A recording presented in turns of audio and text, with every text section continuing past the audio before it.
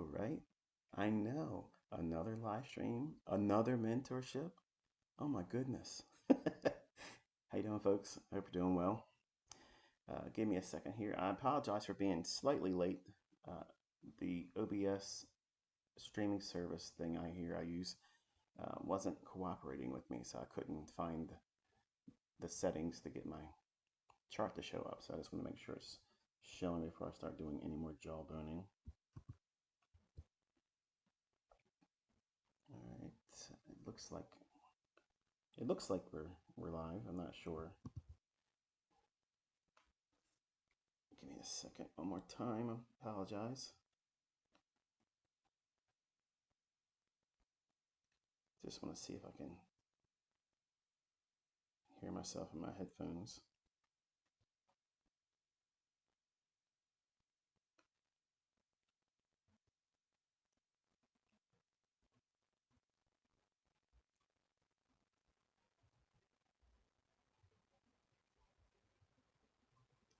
Audio check one.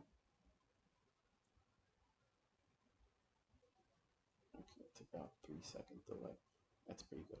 So I have it set to the lowest latency. So when I'm showing my like 15-second chart, or we won't go down to a 15-second chart today, but we'll go to 1 minute. All right, so let me explain to you why I'm even doing a mentorship here. Um, as you know, I've been trying to get my kids to want to do this pretty much since they were born, trying to mold them and get them into the mindset of not thinking for the purposes of procuring an income from someone else's hand, relying on them to say what they can earn, when they can go to work, when they shouldn't, when they can have time off. I don't like to cultivate an employee mentality because I don't have one. So my son Caleb recently had an interest in making another attempt at doing this. I know a lot of you always ask, how are my kids doing? How are they doing in their learning and whatnot? First of all, I make them work, and it's work hardening. It will make you want to leave it if you're forced to do it. If you get money from daddy, if you get a lifestyle given to you, it kind of makes you lazy, and you become very lackadaisical, and you just don't really have any pursuit in you. So that method I've used has hopefully done its work in the venom of making him want to leave the rat race, knowing that I'm not just going to dole money out to him. His interest is again piqued and wants to make a good attempt at it. So I get a lot of questions about, if you're teaching your kids, how do you teach your kids? What is it that you do differently, if you do anything differently? And I honestly, I do things slightly differently because, they're my kids. Okay. You're not entitled to anything from me. I'm not obligated to give anything. I'm not expected, to be your best friend or to be your guiding light.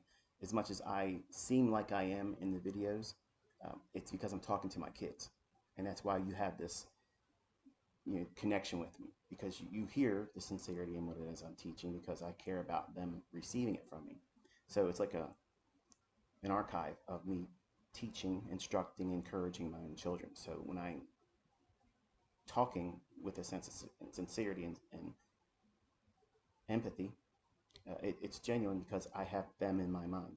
Now, invariably, sometimes I get a student that's outside my family tree, and they'll contact me and they'll say, hey, look, I really appreciate if you could do this, that. And I would touch on those topics rather.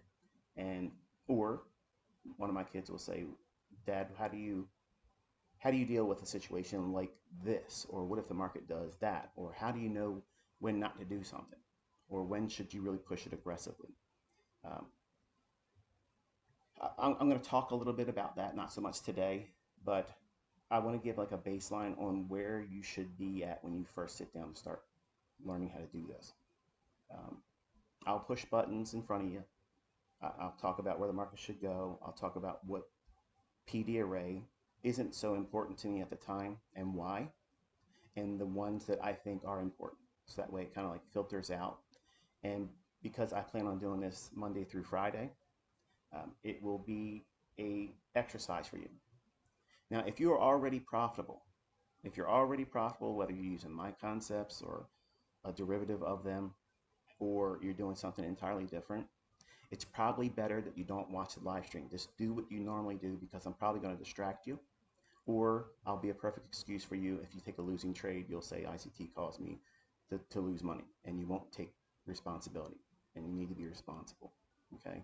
Um, the things I'm going to touch on is obviously, you know, where your mind should be every day sitting down in front of the charts. You have to have some reason to be in the charts doing it. So that's the reason why I started the stream at around 8 o'clock. I know it's like 7 minutes late, but you're not mind flirter. So I can punch in late if I want, and I can go home early if I want. So I want to talk a little bit about that ahead of 8:30. We have a heavy news driver, the ISM PMI number at 10 o'clock. I'll be with you until probably like 10:15. Okay, but this mentorship, at least the first lecture here, is probably going to be a little annoying for some of you that just want to get out here and start pushing buttons. But I promise you, if you don't want to sit through this live, come back to it when you have time to do it, but before you watch tomorrow's live stream, okay? Because otherwise you'll miss the whole importance of what it is that you should be doing before you sit down, whether you're watching my live stream, someone else's live stream, or you're doing your own model, your own trading, okay? Because it's very, very important that you have a real reason of why you're doing it. Some of you are here and just want to see me do something and it not pan out. It's just something you can go on social media and get some clicks and likes and some interactions because you need to get your grocery bill paid. And that's fine. That's cool. But I'm not here to do those types of things. I'm not here to brag. I'm not here to boast. And yes, I'm going to win the Robbins Cup, so stop sending me emails, okay? Just stop. I got plenty of time for that. Don't worry about it. It's in the bag. Trust me on that. Okay, I told you all I would give you a drama. I'll give you a tragedy. I'll give you a tearjerker. But at the end of the year, it's my name at the top of that list. Okay, so just relax. Keep making your videos because you look stupid. Exposed ICT failed Robbins Cup. That's just going to make it even better. But anyway, our focus is going to be primarily on the NASDAQ today. But in this mentorship, I will go back to talking about Forex because I know a lot of you are stuck in. Well, JD, okay, the only thing I can do is I'm not just interested in pushing any. I'm just also want to make millions also. I will cover some of the things that are sales. Hey, you're 49ers fan. Hey, what's up, bro? San Francisco. Appropriate, but it's not appropriate right now because right now I want you to think about what it is that you should be doing before you are trying to trade. It's trade with your funded accounts or trying to pass combines or whatnot. Full disclosure. But yeah, JD, KDA, it's gonna be a process when you want to make millions, and it's gonna take so much time. You see how long is this video? The video itself is 2 hours, and he has so much videos of it. So I'm talking. He's not with me right now, but he's just have to take the process of learning it. So the things I'm talking about in this is going to be. I watched his 2023 mentorship. To you, if you became pretty good on learning how to do it. So what to do or where to begin or what. I'm just doing it because I wanna. I like his mentorship. Seeing how many videos I have and all these different concepts and all these different. It's how you're gonna make millions. Is you just gotta believe it, man. Intimidating, and I get it, but you gotta believe in the process. I finish all my homework, so tonight it's just gonna be just learning. I'm not gonna go to the clubs or any of this stuff. How he should do it correctly this time, where it's step by step. Dad's gonna be. I've been trading for almost 4 years so far. Not that it was ever hindsight when I was teaching them. So pretty much I just live stream every morning. If you watch my YouTube and all that stuff, I got 4 funded accounts. I got 5 total funded accounts. That's 450K. So that's a total of 250K worth of funding from a fraud firm. And that is absolutely not. Yeah, that is absolutely not. It's a process, guys. Yeah, I trade for a living. trust in the person that you're learning from. I'm Because they a have I'm the a added full benefit of time knowing what student. has already happened. A full time So student. Just seeing trying to get my live degree, price and then action, also watching a small data business owner. tick I do without the benefit of videography knowing what it's going to do for small is businesses exactly and what stuff. you as a trader are going to have to encounter every But single time you see I on have the charts. a You don't a know group of a what's going to community right happen. now. And I got right like now, it's a 4 people in wonderful my community learning on this experience because Discord. the climate is We are so all traders, full time statically traders. charged. They've been Everything doing it that's for going so on over in long. the Middle East right now, They have they're different going to kind of have style of trading. reverberations throughout the entire No, I market don't. globally and Well, probably last week in I your neck of the woods where made you for live. that week I made like So $4,500 it for on my increases the funded account. level of responsibility on your part as someone that wants to engage in I investment lost because they're very risky. 1,200 on And now Wednesday. I add to stopped it trading on that day the on 3 increased accounts. level and And amplitude then, of the throughout that week I made uncertainty 4,500. where anything 45, could happen. 1,600 total. Yeah, 1,600 total. A bomb drop or a series of bombs drop in an unexpected location, and then boom, everything starts changing rapidly. And that fear and that rush will be injected into the marketplace. And they will use, they being the people that are in charge of price action. It's not the buying and selling pressure that moves price. And you'll hear a lot about that as I go. And I know some of you don't like that. I know some of you don't believe in an algorithm. I know you believe that buyers and sellers push price, and that's fine. I'll leave you to that myth. You want to believe in fairy tales? That's your business. I'm not going to try to wake you up from your dream. Sleep tight. No, JD. It's still a process, bro. Just learning how to trade it takes a while. I'm a broke kid, but I'm gonna keep working on it. I'm a broke kid, to when and why a young adult, and whether it be impulsive, whether it be retracement, it's I'm working my way up. it's always going to be Learning from other people how to be a millionaire and stuff. But for me, my passion is actually stock trading. I love trading, and I love to give people resources that they need, especially you, bro. If you want to make millions, you just have to stick with people that is a millionaire. Can't just waste your time, drinking your way to drinking alcohol, do something that's gonna make you, comfortable. So, only way to do it is you just keep doing it. I'm doing it live right now. Don't talk to me in a text because you're going to distract me. Okay? So there's no secret texting going on. There is no secret to becoming a millionaire. So you just have to keep keep grinding. Is exactly what he's I still struggle. I still struggle with what I'm doing. And the things that I'm going to encourage him to do. That's pretty much what I've been working on. Is try it for yourself, and you're going to see my trading style is is 9:30 to 10 to 11 o'clock. The Only trade for an comes from hour, people that and I'm want to done. take my stuff. They want to water I it just down to I wake a up 1, at 2, 3 3 a.m. ABC pattern so they can go out to 3 a.m. and Amazon and then book. that's pretty There's much it. dozens of books about me now, and I'm quite certain all of them are wrong. My trading style But is it's a cash ICT grab because concept. my name's big right now. I use fair value gap won't be imbalances, forever. sell And side somebody else will liquidity. become That's pretty much something it. Sell side, buy interesting side and liquidity it'll is be anything fun. that hunts But right now, the liquidity. the problem with it, It's me either as an investor, imbalances is either they want to do the and gotcha and about the me buy because it side gives them liquidity gross and sell money, side liquidity. or Those are the they main things. want It's like to supply and learn from demand. me and then Smart say they money don't learn concept. from me, but they talk with my vernacular. They use all my terms. I don't use They trade any just like me, but they say they don't, drawings and they like do the bear mentorships. flag, all that stuff. I don't So even use that. if you're one of I those just check where individuals, I'm is going to help you the too. price Not action because will I be. want to, but So because and I it's going to also be the just default. read the candlestick. That's all I It's going use. to Just be a candlestick, default just plain and simple. response to you being here because you're going to learn how to finally do it instead of pretending, instead of talking about and teaching through market replay. Okay. Um,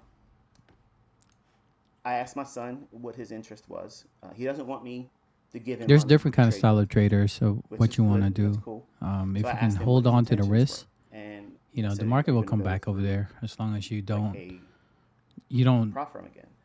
And he Sometimes said they he's going add to use his in, top step. Now, and it's 3 full times the disclosure, leverage that they're using. So it's pretty much in the market. When you're trading the stock market, it's all about risk management. It's all about risk management, no matter what. But other than that, it's up to you as a trader to figure out where the market will go. But I live stream every morning, so yeah. If anyone from Top Step is listening, I don't know if they do or don't.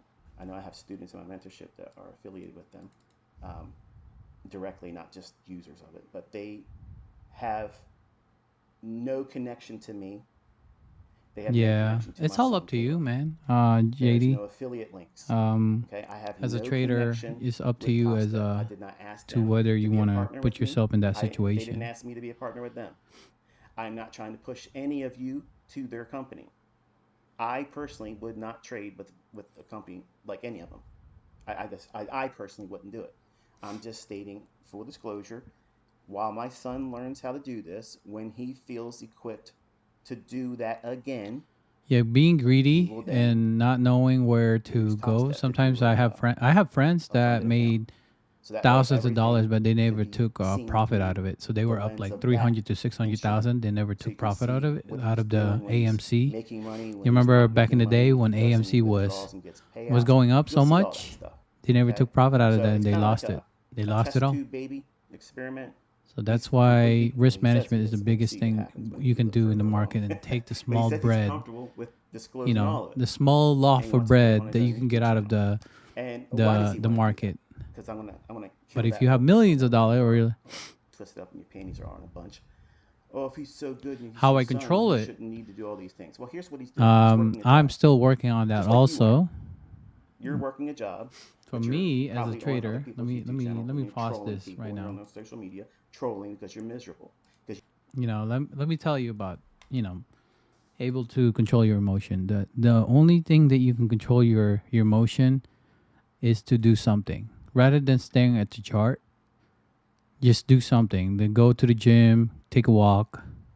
If you take a loss of $1,200, get out. Take a walk. And then don't trade that day. Limit yourself on how many times you're trading. 1 to 3 trades. That's my maximum. 3 trades. If I don't make any money out of that 3 trades, and my maximum loss is like $1,200, I'm out. But other than that, it's all up to you as a trader to decide whether you want to keep trading, because you're the only one who's pushing the button, no matter what. And I know you watch many people, make millions of dollars or making this much. Don't be like them, bro. Because we're all the same. You know, they've been doing it for so long. So this is why, I'm documenting my journey as a trader. I'm also live streaming every day just to show you guys what would be my emotion and how do I control it and how do I stay disciplined. Like I'm able to juggle from my small businesses to going to school. So that's what I recommend to you, man, is to if you want to work on your emotion, take a break. Take at least, go to the gym. It's going to ruin your day.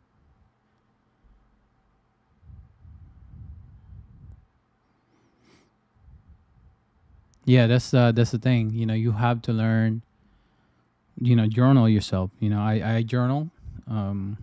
What did I make a mistake on that? And how could I improve it? So that's the only reason why I only trade 9:30 to 10 o'clock. 10 o'clock after, 11. After 11, I'm done. I don't want to trade anymore because I don't want to look at anything in the afternoon. Afternoon, if I want to play in the afternoon, that's pretty much it. But I wake up at 3 a.m. just to complete all my tasks that I needed to complete, like check my emails, all of that stuff. Get all the video going for some of the small businesses. And then after that, do my homework if I have any homework or classes, medical, all the things that you needed to take care of.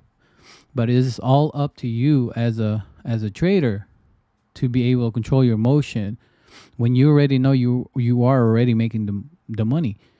Don't copy somebody that's making 10 to 20,000 a day. Mm-hmm. Yeah, that is, how to even place a trade doing stocks. You know, I don't even know anything about binary, jaded binary. That's I'm not familiar with that, but all I do is just trade futures. Futures market is way better than forex. Forex is good. I like forex. People have been trading it for so long, but for me, futures is when I really. Hey, what's up, RC? You know, RC itself. He's also a forex trader. And hey, RC, you're a forex trader, right? He's a Nasdaq trader.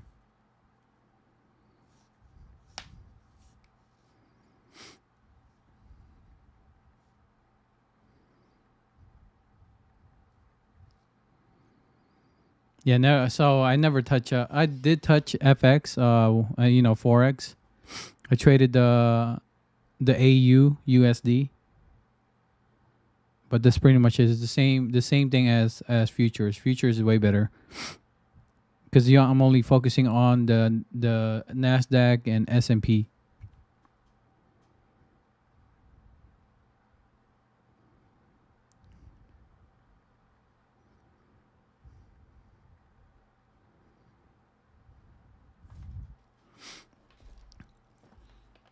So yeah, I'm just learning the mentorship, all that stuff. JD, it's all up to you as a trader. You know, how do you able to control your emotion, stay disciplined with what you're trading, and also learning the market structure. That's why ICT concept, he broke it down to how liquidity is run on every minute, you know, every day. You know, what is the range of that day gonna be, you know, and what time you should take your range from 12 a.m. to till now. So he broke it down and made it so much understandable on how a market runs up for a liquidity, which is like, you know, your buy stop or your sell stop. So once you clearly understand that, you can start planning on how you can you know, manage your risk. Because if you're let's say your risk reward, right, is higher than than what you're risking, then you're not going to be a profitable trader because you're risking so much rather than, you know, keeping it at $400 instead of 1,200. You can, and the next thing you know, you lost 1,200, and then the next day you win 400. So that's not, it's not, you're not consistent with your risk reward. That's why you always want to calculate your risk no matter what. So if you're willing to risk 1,200, then you better make on that day 2,200. I mean $2,400 or more than that. If I tell myself today that I'm willing to risk 1,200, I gotta make twice that much because the next day, I don't know what could happen. I might have a wrong trade, and next thing you know, I lost the trade, and now I had to make that back. But at least you already know how much you're willing to risk. That's all that matters, bro.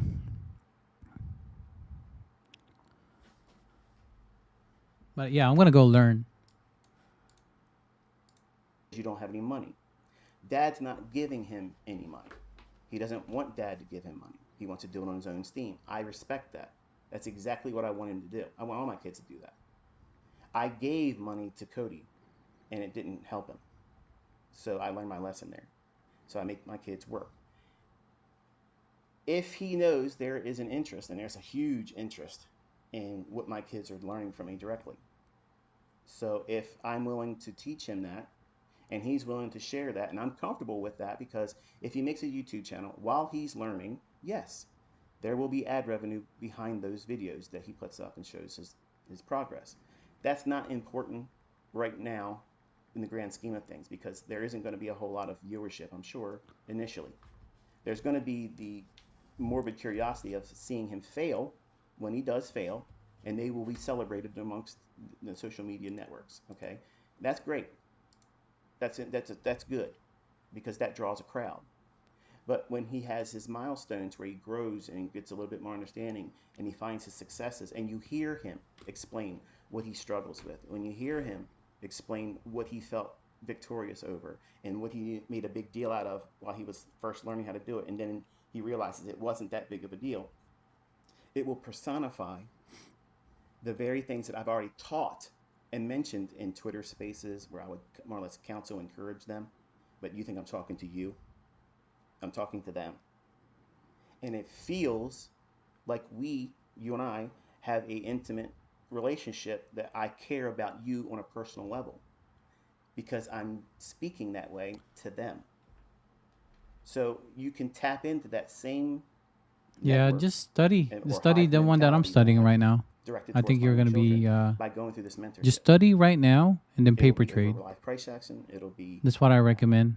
You know, download real TradingView, experience that we can see what so it that is that you you should can be doing also and know try what at my market are best, there. try to So, steer like you for away from the example, things that you're probably going to want to be doing, if you but they're look, going to if be you just detrimental go to to your development. TradingView, then you can actually And just, it's free this first to lecture learn, is and you can number one, your mindset try going to into it, and trade then how for we fun. set up our You charts, don't what use we're your looking capital or for any of that to stuff. start a baseline So to this is determine TradingView right what now, right type of here. trader you're going to be. Because it's If real you're seeing it important right now, this that is I TradingView. don't push you into a mold. Caleb needs to tell me You know, what he that's wants to just do. go here. And You then know, once he learn as finds much as out you what that can with is, it, and I'm going to teach how to determine what that is for yourself today too. and Because if it's you don't all have up that to you as a direction, trader. if you don't have that pathway, you're going to waste a lot of time. You're going to So chase this is things. You're going to worry if about you go to things that are not NQ, important. It's let's going to say actually this is slow your forex right here, for growth. example. It'll This is slow forex. down your productivity, and it'll hold you back. That's getting And annoying there's now. nothing And more then you got challenging futures. than feeling like So you're that not would be doing gold enough itself. in trading. NQ. No matter if you're making money or not, you know what it's like. If you've What is made that any money, sound? It's so annoying. whether it be a demo account, Okay, dabbling but yeah. around with it, or you tried funded accounts and maybe you got lucky and you got a payout, and then now you never can do it again. What changed? Nothing changed.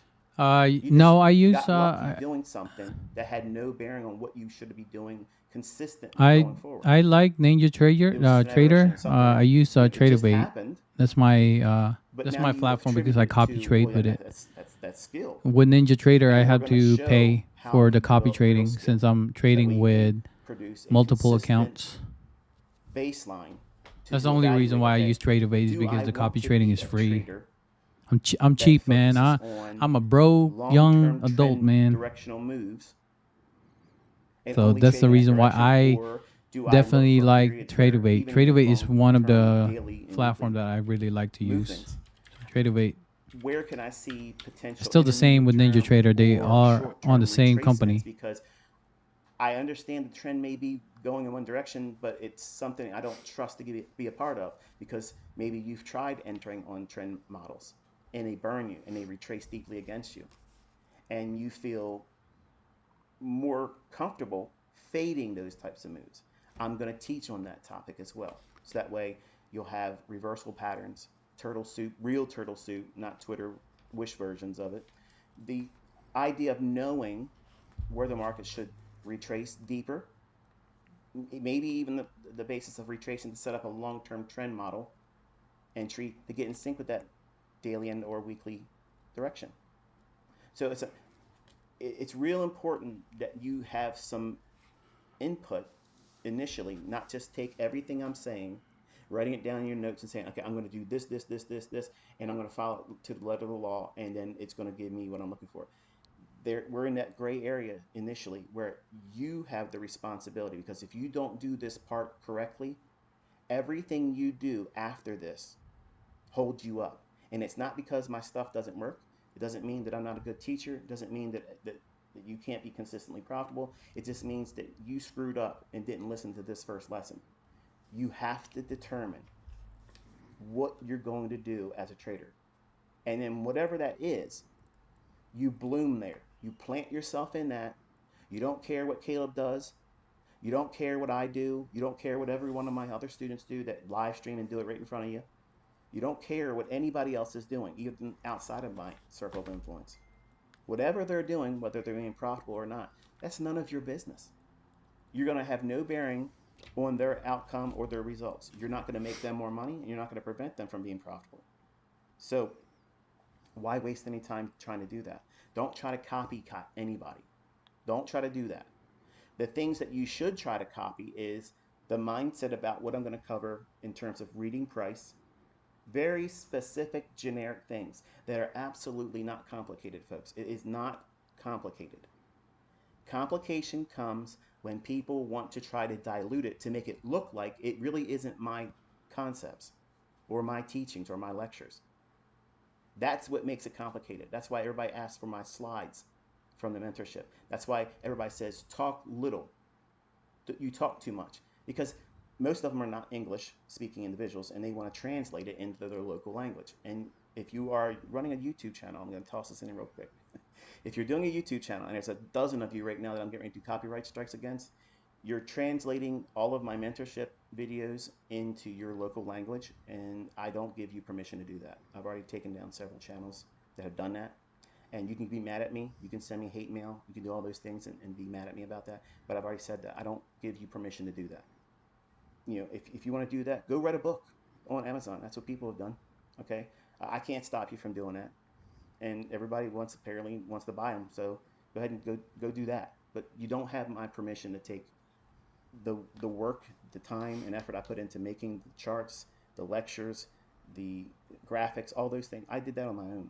You don't have the rights to use them. So you're all going to lose your ad revenue on that, and I don't feel bad for you because I've already warned you ahead of time. So no, you don't have the permission to do that. But Caleb will have whatever he gets in terms of ad revenue to help meet his bills while he works his job, and it helps alleviate some of those things that plague people while they're trying to learn, which is I need to make money real fast, because you can't force being profitable. You can't do it, folks. You absolutely cannot do it. And I said this in my mentorship to my students. I said, listen, one of the best things you can do is create another stream of Thanks, income. RC. And I Appreciate it. gave them permission that, hey, look, if you want to go out and live stream, not teach, that was when I was doing the mentorship, go out and show on a live stream and monetize it, that your development is here's what I'm trying to do. I'm trying to be profitable, and I'm going to trade the forex market, or I'm going to trade, you know, futures, or whatever it is. Some of them trade crypto. I don't like crypto, but it is what it is. By the way, did you hear about crypto? Or Trump came out and said he was going to make America like the hub for Bitcoin. All of a sudden, Bitcoin fell out of bed. That's interesting, isn't it? But anyway, I encourage my students to live stream, to get a secondary income, because that passive secondary income can be a way of maneuvering the fear and anxiety away from you needing to be perfect in your trades, which is absolutely toxic. Absolutely toxic. You cannot have that mindset as a trader. You can't do that. You have to invite the opportunity for you to be wrong. And it doesn't sound productive. It sounds counterintuitive to say, okay, I invite myself to be incorrect about what my assumptions are about price action right now and when I go into a trade. When you go into a trade, as soon as you enter that trade, you've completely given the responsibility of the outcome to the market. You don't have any assurity that your stop loss is going to get you out at that price. You don't have that promise, that guarantee.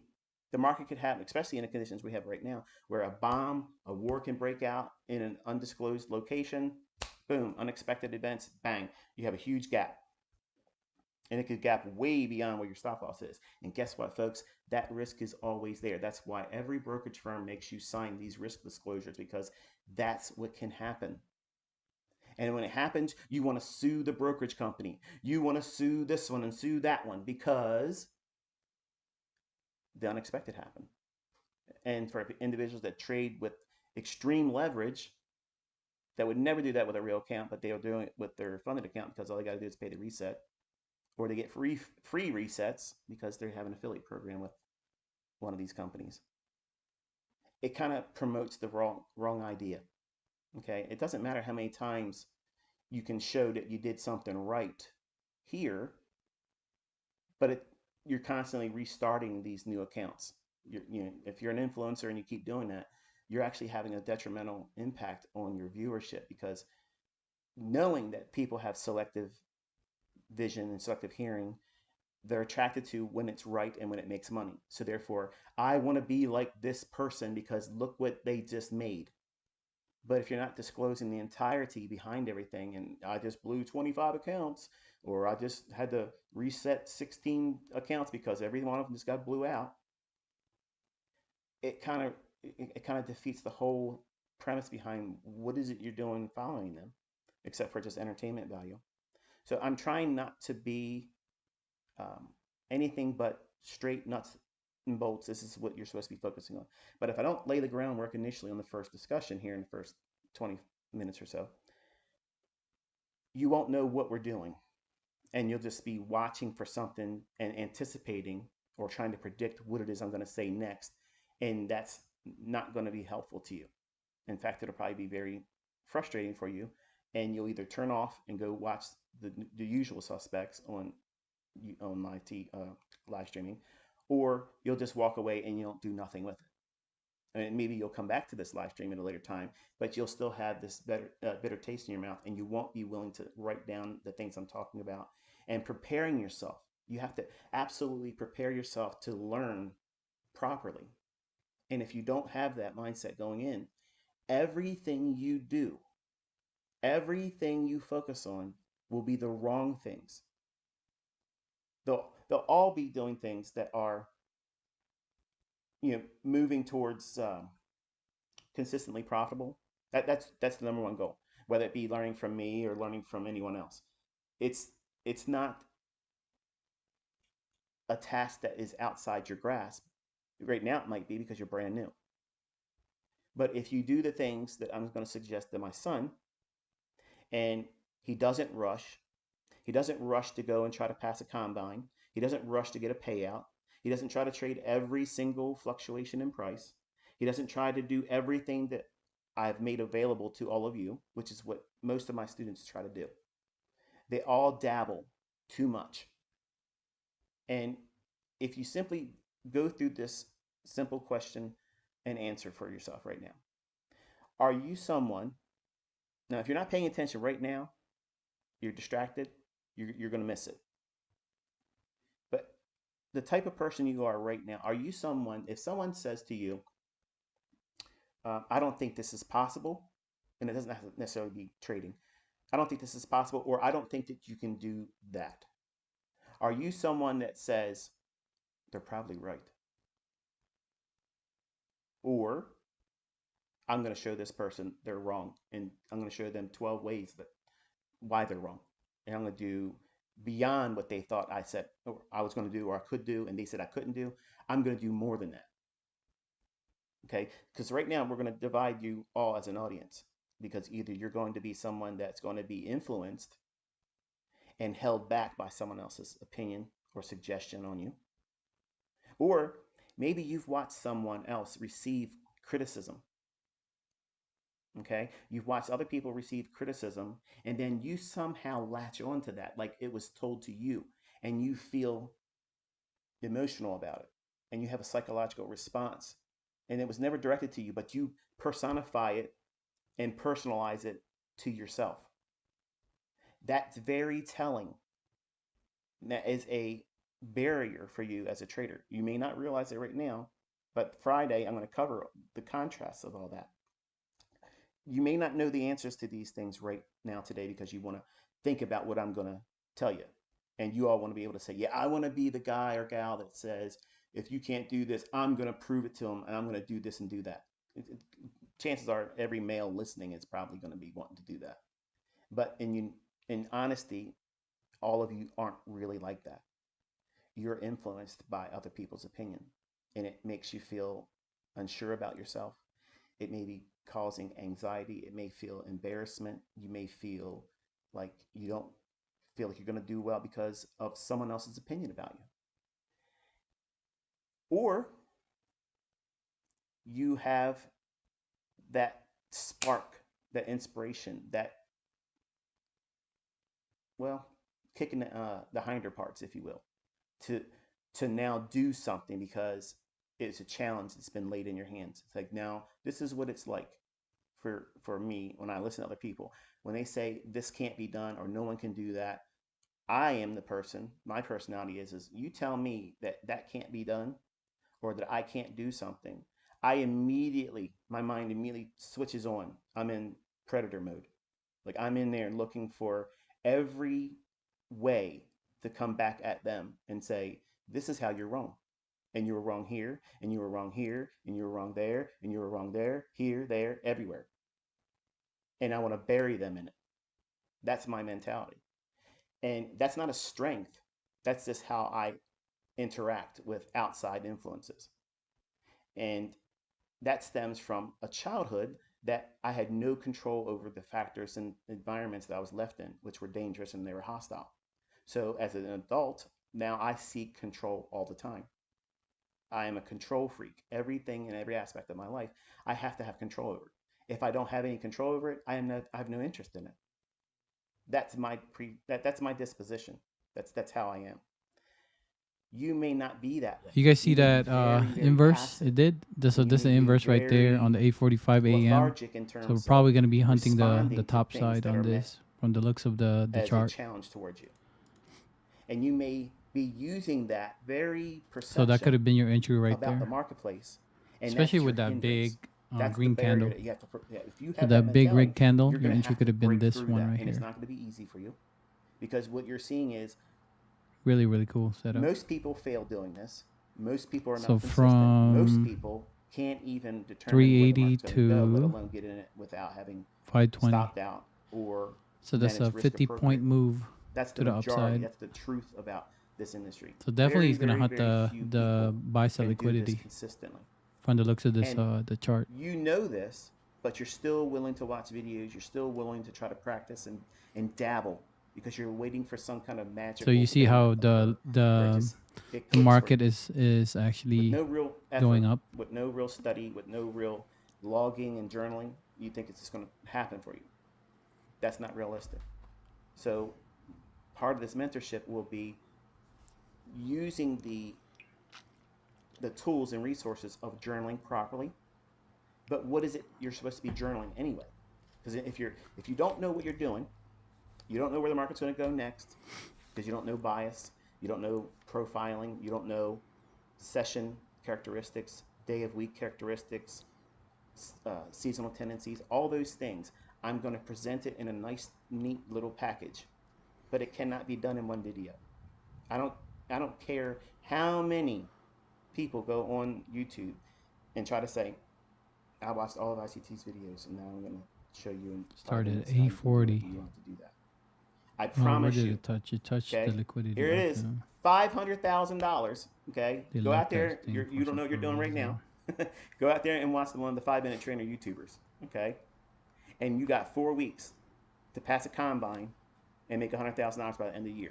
If you can prove that, I will give you $500,000. I will drive to your location as long as you're in the States.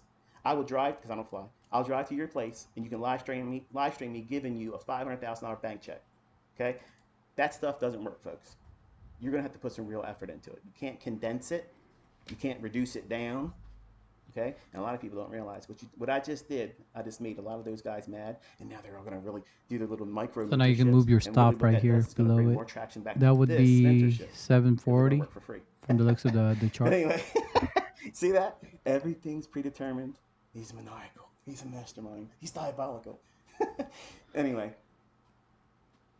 the very first step is for you to determine where you are mentally, and then determine ahead of time, preparing yourself what adversities are going to be in front of you. For the folks that are saying, okay, you say I can't do this, or someone else is saying that you can't do this, you're going to go at it 100 mile an hour. That's good that you have confidence in yourself, but the problem is you're going to overstep that and become overconfident. And then as soon as you're met with that first adversity, it's going to really hold you down. And it's going to cause you to second guess the next step of stepping out there in faith and determining what it is that you're trying to do or practicing. And then what you end up doing is the initial strength is I'm strong, I'm confident, and nobody's going to tell me I can't do it. I'm going to do it better than I would have done it if they would just invited me to do it casually. But now because they said I couldn't do it, I'm going to do a superhuman Olympic feat of it. And by doing that, what you end up doing is you increase the level of adversity, the difficulty. You put a time limit on it, which is the worst thing in the world to do. You absolutely put a time limit on how fast you should learn how to do something. As soon as someone starts telling you, I'm going to teach you how to do ICT or anything else in this number of days, absolutely, I promise you, they are full of grade A manure. They're lying to you. That's clicks for money. They want you to either buy something they're going to upsell to you later on, or they want you to keep watching their videos that are not going to help you. They may be entertaining, but they're not going to supercharge your understanding. They're not going to make you faster at learning it, okay? The only thing they're doing is trying to capitalize on a market that's huge right now, which is TikTok mentality. 10-second, 15-second, 30-second time span of attention span. And I have no patience for anyone, zero patience for anyone as a student that thinks like that. I broom them quickly. I get them out of my face. I don't want to have any interaction with them because you're absolutely lazy. You're absolutely lazy. You want it easy, you want it real fast, and you have unrealistic expectations. And anyone that has common sense will tell you that that is someone that will not be successful. Period. End of story. If you don't want to warm up to the idea of how to do this properly and understand, really understand, that's what mentorship is, understanding how you're going to most likely interact with the marketplace, what's a reasonable response to you for you feeling this way or that way should the market produce an outcome that was either favorable or not favorable for you. How are you going to interact with? Let's say the first time you sit down and you try to test something and it takes off and runs like 150 handles in the NASDAQ. What's that going to feel like for you? You're going to feel ecstatic. You're going to be excited. And you're going to feel like, wow, this is a whole lot easier than I thought. And that's wrong. But see, that's the problem with these 20-year-olds that teach. They want you to have the emotional stimuli because that emotional stimuli gives you a rush. It's dopamine. It gives you that physical, feel-good butterfly moment that does not last. It will not last. 10 minutes later, you're not buzzing by that right call that you made, that demo trade that you made, or that you just passed your combine. You all think that I got to get my combine passed and then I can start trading on an account where I can make profitable trades. So you're willing to do everything and anything just to gamble to get it passed. And then once you get there, you think it's going to be easy when it becomes extremely much more difficult because now you don't want to lose that past funded account. And every candlestick looks like a foreign language to you. Even if you understand certain elements of reading price action, it will look completely different. You won't feel comfortable pushing a button because now you're thinking, if I get in right here, what if it goes down to here? Or what if it goes to this high here? Where do I put my stop loss? I don't want to get stopped out, but I got to use a stop. And see, what are you doing? You're trying to protect yourself from a losing trade because that losing trade, even if it's small in So what I'm seeing right on the the chart itself, the 1 minute, a lot of wick on the bottom side. So it looks like we can go to the upside. The lasting impact. If we don't, I don't think it's going to break down. How far it digs into but we'll your see backside. how it would react on that 1 minute. It's monstrous because you're creating a demon. You're manifesting your worst adversary because you didn't do everything that I'm suggesting as a starting point right now. It prepares you for this. What do you think basic training is for when people go to the military? It's to get the person physically fit, get them introduced to constant disruption, constant mental fatigue, so that way they're not shell-shocked when they get out on the battlefield and freeze up. They're used to being treated like trash, worked out, fatigued, run them, work them hard, talk down to them. There's no hope. There's no hope while you're in basic training. Well, this is what this is like here. This is basic training. I'm not going to sugarcoat it for you millennials. I'm not going to be nice to you and say, honey, it's going to be okay. Let me hold you close and coddle you. ICT's got you, baby. ICT's got you. It's okay. It's okay. That's not what this is. You want to learn how to trade? You want to be consistently profitable? ICT's not going to be rubbing your shoulders for you, okay, and powdering your ass when the market's in front of you and you're ready to take a trade and it's all on you. I'm not going to be there. You have to be able to do this on your own. You have to be able to do this absolutely isolated. You have to be an island unto yourself. When everybody else is on social media saying they want to do one thing or the other, and you look at your model saying, I don't see that, you got to be completely comfortable with that. Not for the basis of just simply being a contrarian alone, but for the basis of, okay, I understand what I'm looking for, and this is just further confirmation that the herd of sheep out there are expecting this. So I know I have a lead pipe sense trade now, because every Tom, Dick, and Harry out there is wanting the market to go to this level or this direction. And here I am sitting confidently waiting for a setup that's completely diametrically opposed to what they expect. That's one of the things that I take great comfort in watching live streamers, because sometimes they get it right, and that's fine. Most of the time they aren't. And the times that I'm looking for something, before I even start looking at their live stream, if it's opposed to what I'm expecting, it's a dead deal. It's over. I know I'm over the target. I know I'm right, and that's not the goal here. But I know I'm going to use the maximum leverage. Okay, so whatever my maximum leverage would be for that individual asset class or that market, I would be comfortable doing that. But initially, when you first want to do this, you want to be trading. Listen, folks, I know this is going to be unpopular, but you want to be trading with a micro. Just because that funded account says I can trade 5 contracts of the NASDAQ with $3,000 of a cushion, I want you to hear this, okay? And I mean this sincerely, and I'm not trying to be funny about it, but if you're trading more than one contract of a micro with 3,000 cushion, and you're not consistently profitable and you don't know what you're doing, you're absolutely gambling, and gamblers don't last long. You can gamble. There's a lot of people over the years with all these funded account companies. I've had students that's done this too. Paid mentorship students that have gone through it. They've passed combines. They got paid out, and then they lost it, and then it completely undid them, and they can't get it back, and you can't pass another combine. Why? What happened? Did the concept stop working? Did they change the algorithm? No. Now they have mental baggage. They have scar tissue.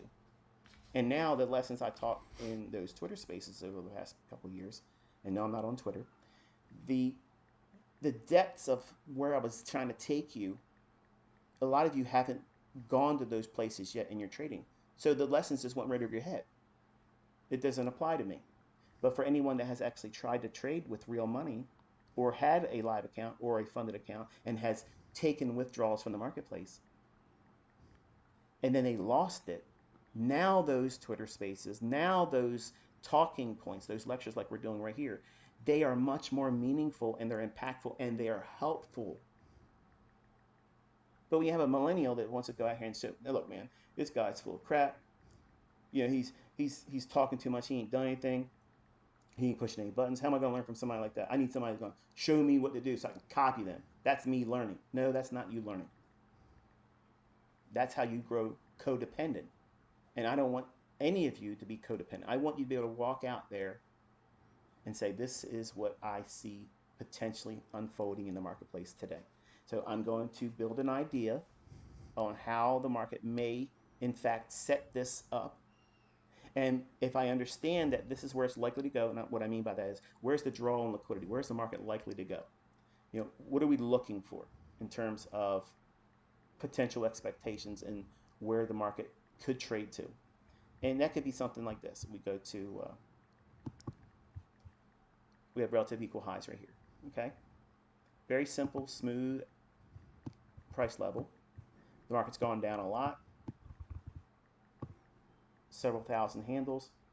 Okay, we had a huge gap, new week opening gap here. So where we settled on Friday and where we opened on Sunday at 6 o'clock last night. Give me a second. I gotta go to the bathroom. Eastern time in the States. That new week opening gap, that's a draw on liquidity.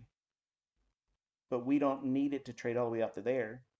So where is the low-hanging fruit objectives for just short-term bias? This is what I'm teaching you, Caleb, initially. I want you to think about where the market could draw to right now, where it could go to next.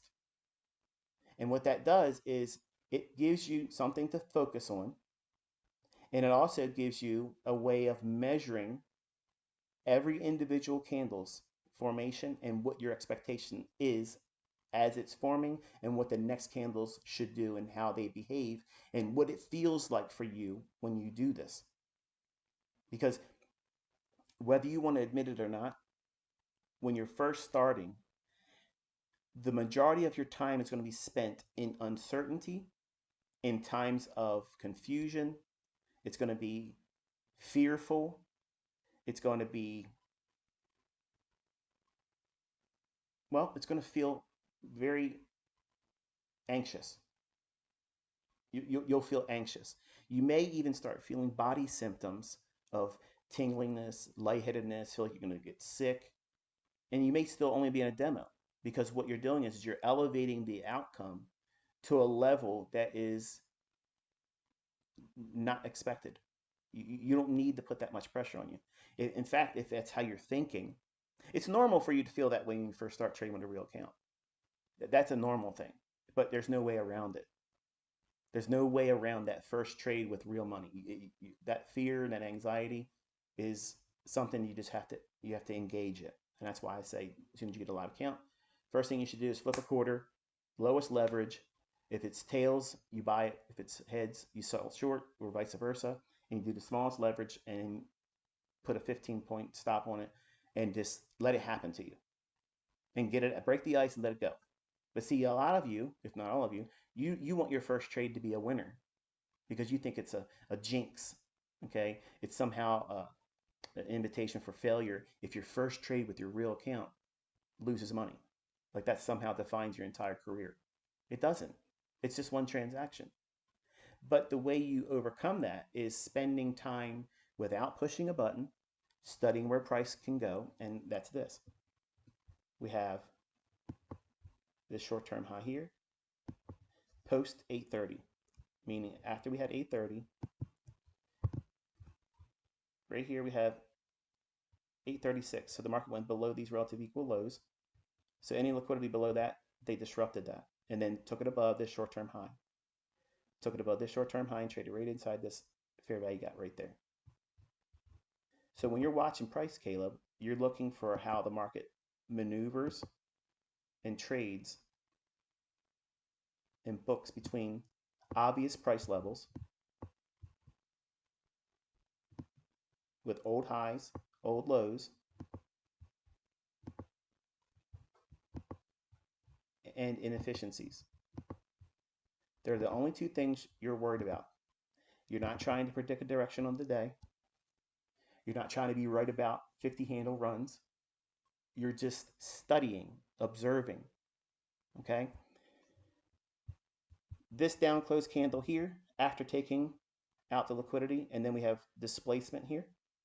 Displacement is where the market runs against a pre-session, pre-day, pre-trend or price swing direction. In other words, it's a counter move to what's already been in play. So the market has dropped here, and then we moved aggressively above this short-term high. This high being traded above there, we go back down to this down close candle. That down close candle is a order block. We have displacement, it took liquidity, and the market has been one directional. Now, what makes that an order block specifically is that it has happened post 830. Now, it could have formed right at 830, because 830, the algorithm will start spooling for liquidity or inefficiencies, one or the other.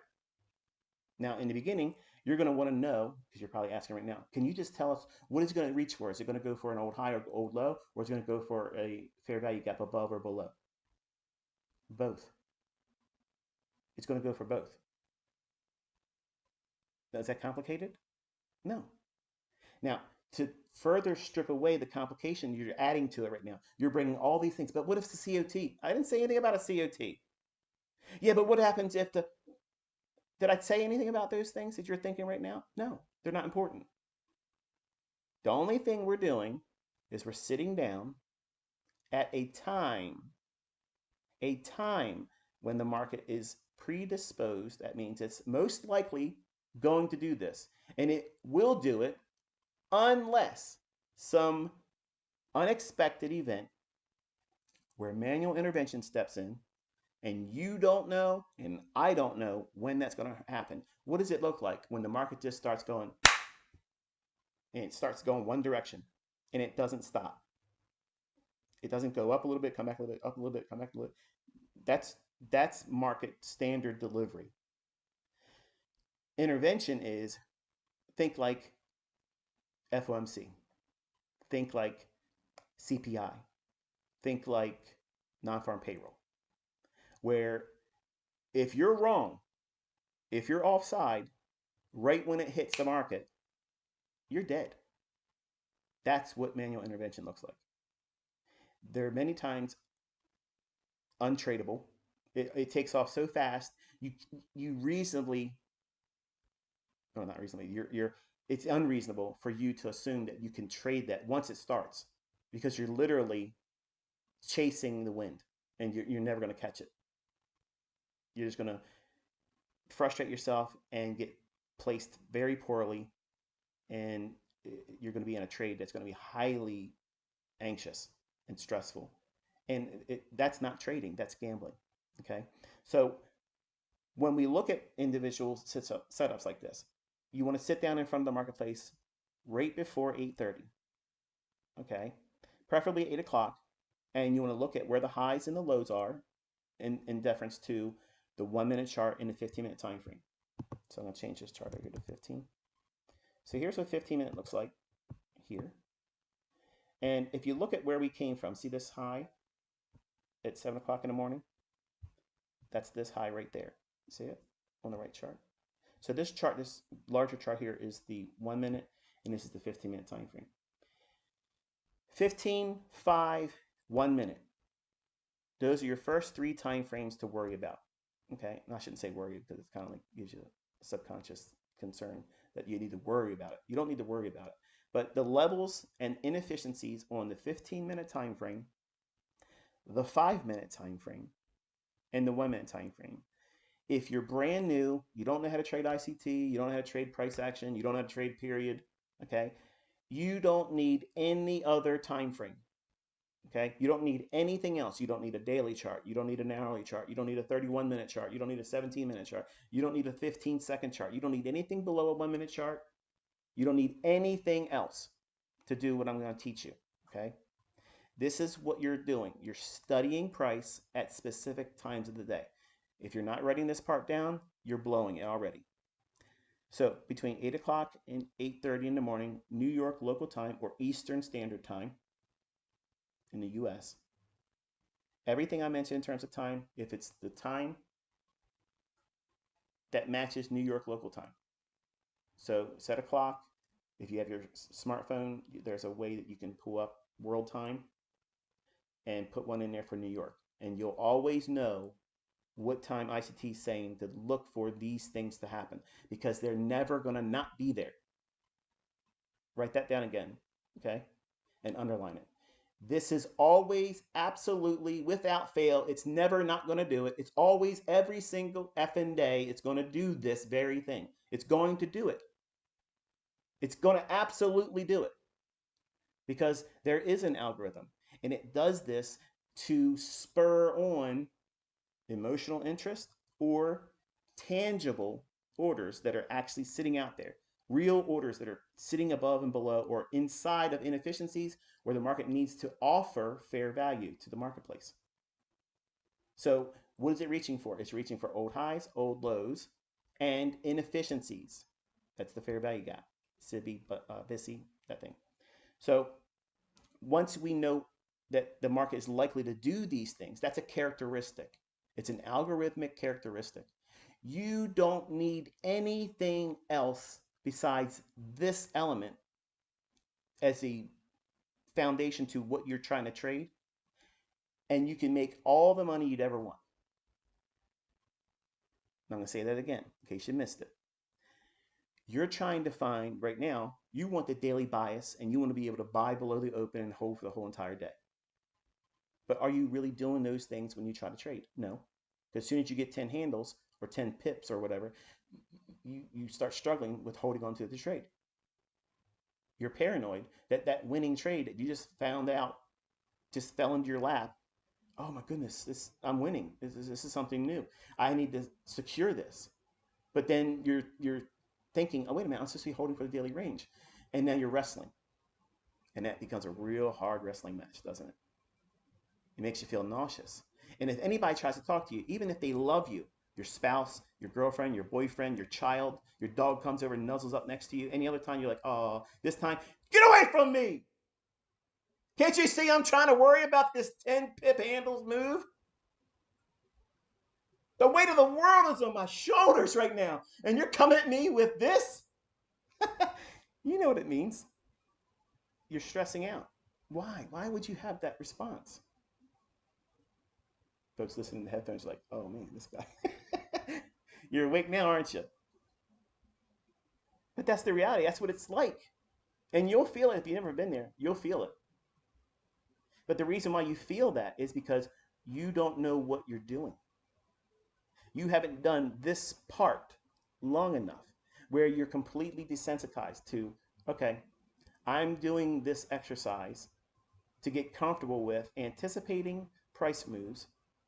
I'm getting comfortable with not knowing what it's going to do next candle, this candle, 5 candles from now. But I think it's going to draw to specific price levels. So if it clears that short-term low we talked about, what's it going to reach into? We have this inefficiency here. How long does it take to do that? And then you record, you screenshot this, and you say, okay, well, it took 1, 2, 3, 4, 5, 6 candles from this volume imbalance to run above this short-term high and get into this SIBI, which is a sell side imbalance, buy side inefficiency. A fair value gap that has a down close is a SIBI. Okay, a fair value gap that has a up close is a BISI, buy side imbalance, sell side inefficiency. So what you're doing is you're measuring, because you have zero baseline experience, you have no continuity in what it is you're reaching for or looking for in price action, and you study how long it took, and you record this many minutes. And you also are honestly going to record in your journal within the screenshot, like maybe over here or somewhere over here. You're going to record what it felt for you physically. Were you anxious? Did you second guess that it was going to run there? Did you feel excited the entire time? Were you impatient that you thought it should have moved there sooner and faster? Did certain candle formations cause you to doubt it? Did you have a point at which you thought that it was given another opportunity to trade to, or not trade to, but offer another entry, like say, for instance, if you wanted a pyramid. Pyramiding should not be part of your repertoire yet. That's something that you need to be doing maybe a year after trading with one contract. Oh, come on. You want to learn how to do it correctly, this is the way you do it. There's all kinds of time and opportunity for pyramided trades. But you first have to get good at trading with one micro contract. One micro contract. Because what that does is it removes, hopefully, this is the only thing you can do to fend off the greed and fear. You can't blow the account if you trade with one micro and you only take one trade a day. It's physically impossible for you to go out there on day one and blow the account. But see, that's what your subconscious is fearful of. I don't want to blow the account. I don't want to have a big losing trade. I don't want to go into big drawdown. Okay, that's easy. Don't over leverage your account and don't take more than one trade a day. But ICT nothing. If you want to be able to do it correctly, you have to do things with a process. There has to be a logic behind it. There has to be some measure of rule-based thinking, and then you have to adhere to that. If you don't want to adhere to rules, I promise you, you're going to lose, you're going to fail, and you're going to blame me, you're going to blame everybody else, you're going to blame the prop firm, you're going to blame the brokerage firm, you're going to blame everything but you. I know this because I did the same thing as a 20-year-old. I did the same thing numerous times. I have students that repeat the same thing. They sent me hate mail years ago. Oh, you didn't teach me right. This blah blah blah. And then later on, they went through it properly, and then they send me emails apologizing. It was a mistake on my part. ICT, I didn't listen. I went back and re-listened to it all, and I made all the mistakes you said I was going to make if I didn't listen and just plunged ahead and did what I wanted to do. Now I did it the right way. I listened to what you were expecting in terms of a properly mindset student that follows the rules and accepts the adversities initially that are normal. They're all normal growing pains. But see, you're trying to be the exception. You don't want it to happen to you. You think it's going to be candy bars and milkshakes and just everything's sweet and lovely and butterflies are going to come land on your hand and everything's kumbaya. No. No, no, no, no, no. As soon as you push the button, you're asking the shark to take a leg off. You're asking that lion to take your face off. You're inviting it. That's what it is. As soon as you enter these markets, you've entered the jungle. You've entered the deep waters. And honey, everybody's hungry. And if you offer it up on a silver platter, they're going to take it and eat it. And you can't be upset about it. That's the currency here. Yours or mine. Mine or yours. That's it. It doesn't matter how anybody else trades. It's, are you liquidity right now? Are you liquidity? Because if you're liquidity, you're lunch. I go in and I'm looking for lunch. I'm looking for the liquidity. I'm looking for reasons why the market will trade to this level, why it could potentially trade to this level, but I don't need it to trade, for instance. This is the draw on liquidity. Draw on liquidity is just a initial reasonable assumption on our part to determine a directional move that could unfold. It does not mean and it does not define the absolute terminus to a price run or the be all end all target. In plainer terms, the market's probably going to keep moving until it gets to this level. It doesn't mean that it can't have retracements lower. It doesn't mean that it can't make a lower low than it's done here. Highly unlikely, but it's still an initial idea. So when you're first trying to learn how to read these markets, when you're first trying to determine where the market's likely to go, you have to strip away everything that you're trying to force into reading every single individual candlestick. And if you watch a lot of my videos, or if you have a lot of notes, or you've dabbled in things, chances are you probably already have a pet technique that you want to be yours. And you may not even be good at using it yet, but you just want it because it has a cool name, like a Reaper fair value guy. You know, when I taught that to my private mentorship, they're like, "Oh man, that's gonna be my thing. that's gonna be it for me." You know, or Event Horizon, which is the midpoint between two new week opening gaps or new day opening gaps, and because of the names, okay, these names are meaningful to me. They're not meant to inspire you to want to do them over another. It's just that's what I name them. I got 81 of these things, so it's a way for me to keep track of what its purpose was, and or it kind of puts a little stamp of when I discovered it and something had a impact on me and it was a cool name or inspiration to it. So when we're looking at price, as a brand new student not knowing what to do, you want to make this kind of like a game and a discovery, something fun, not a video game, okay, but it's a game of determining, does it have what it takes to move to these highs here? A way of saying it to yourself that's very disarming. It's okay, I see how this is smooth. These two highs are relatively equal. That looks like a real nice, obvious flat space in price. We don't see that same flatness down here. You see that? So in other words, if you had a shark, if you had two sharks rather, you have two sharks in front of you. One has had its teeth removed. Well, that would be represented something like this. This is the shark with no teeth. It's basically got gums. Okay, there's no teeth there. Down here, there has been a shark attack. How do we know that? Because we can see the wounds from the teeth, the jaggedness, the jaggedness, the jaggedness. And now it's going to another frenzy or feeding. Where is that? Well, we've just created one. We have this high here that's really close to this one. You see that? So you observe price action and you're looking for areas that look real smooth and safe, where they say peace and safety, sudden destruction comes upon them. Any time that you're looking at price action, and it doesn't matter what time frame you're looking at, okay?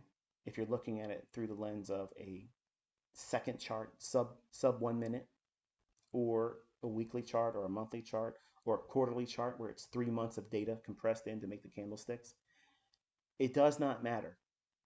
This principle is always true. The market will go to an area of smoothness for the purpose of disrupting any orders that would be resting above or below it. We've already mentioned down here, let me show you.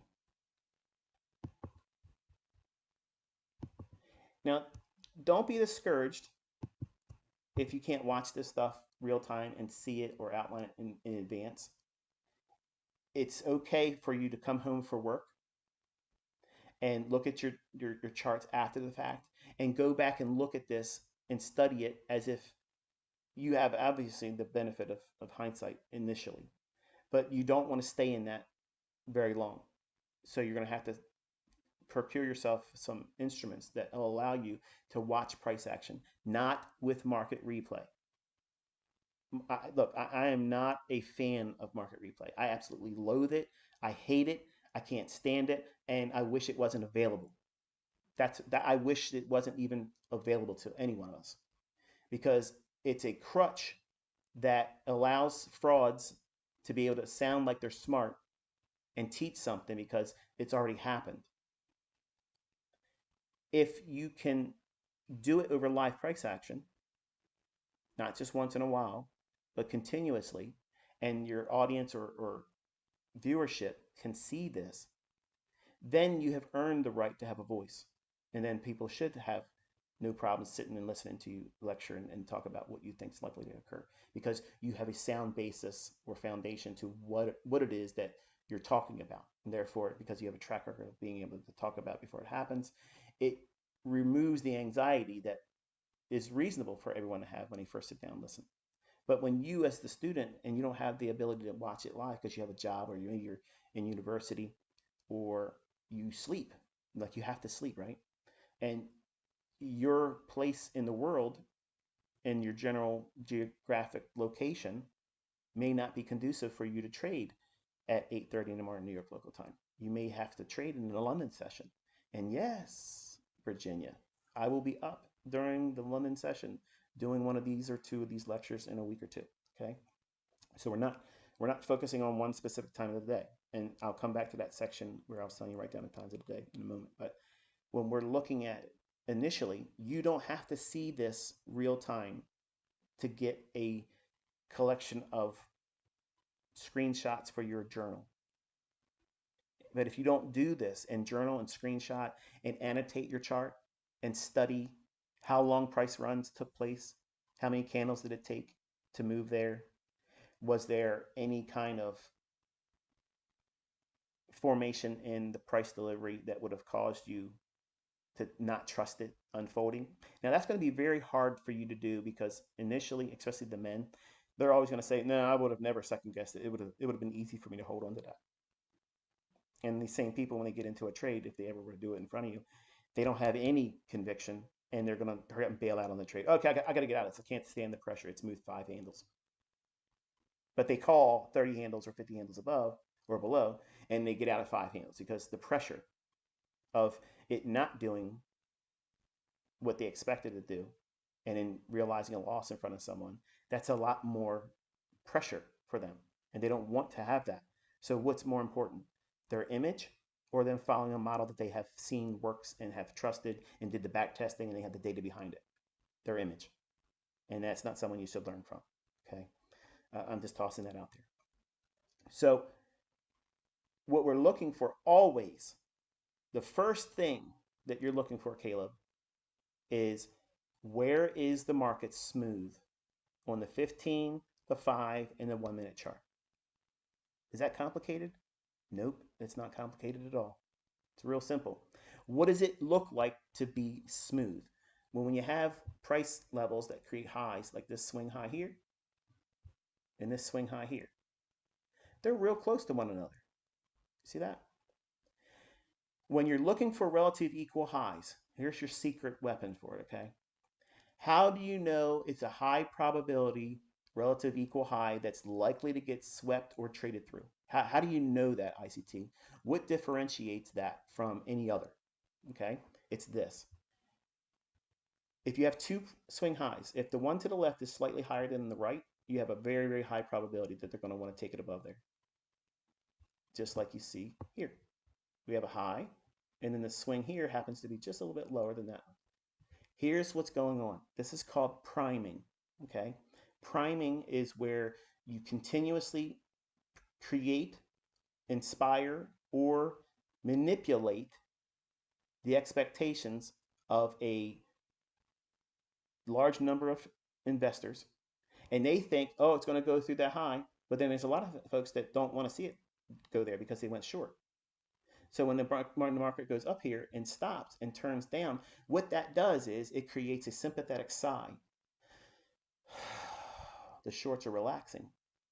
If the shorts are relaxing, what are they saying? They're saying that this is now what? Resistance. So anyone that takes a new short position, where are they going to think that the safest place to put their stop loss is going to be? Right above these highs. Why can we trust that they're likely to take that relative equal high out? Not that it will that session that you're trading, but it's high probability that this will be swept when the second or the one to the right, that swing high is lower than the one to the left. That frames these two as relatively equal. Okay. Same thing is occurring here. We have this high here, this one being slightly lower than that one. So when the market went up like this and we had this drop down, what that causes is a sympathetic sigh. What is that causing people? Anyone that went short here, they feel like, okay, that's scary because it almost went to that high where their stop loss would be if they're trying to go short in this area. See that? So what do you think it looks like when we have relative equal lows? What would be a high probability relative equal low that the market is likely to draw down and go below? It would be a low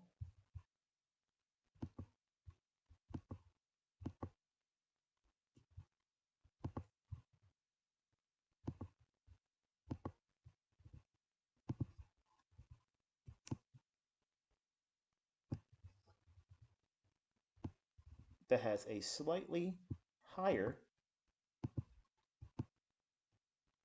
low. In common terms, it's referred as a failure swing. Okay, so a failure swing.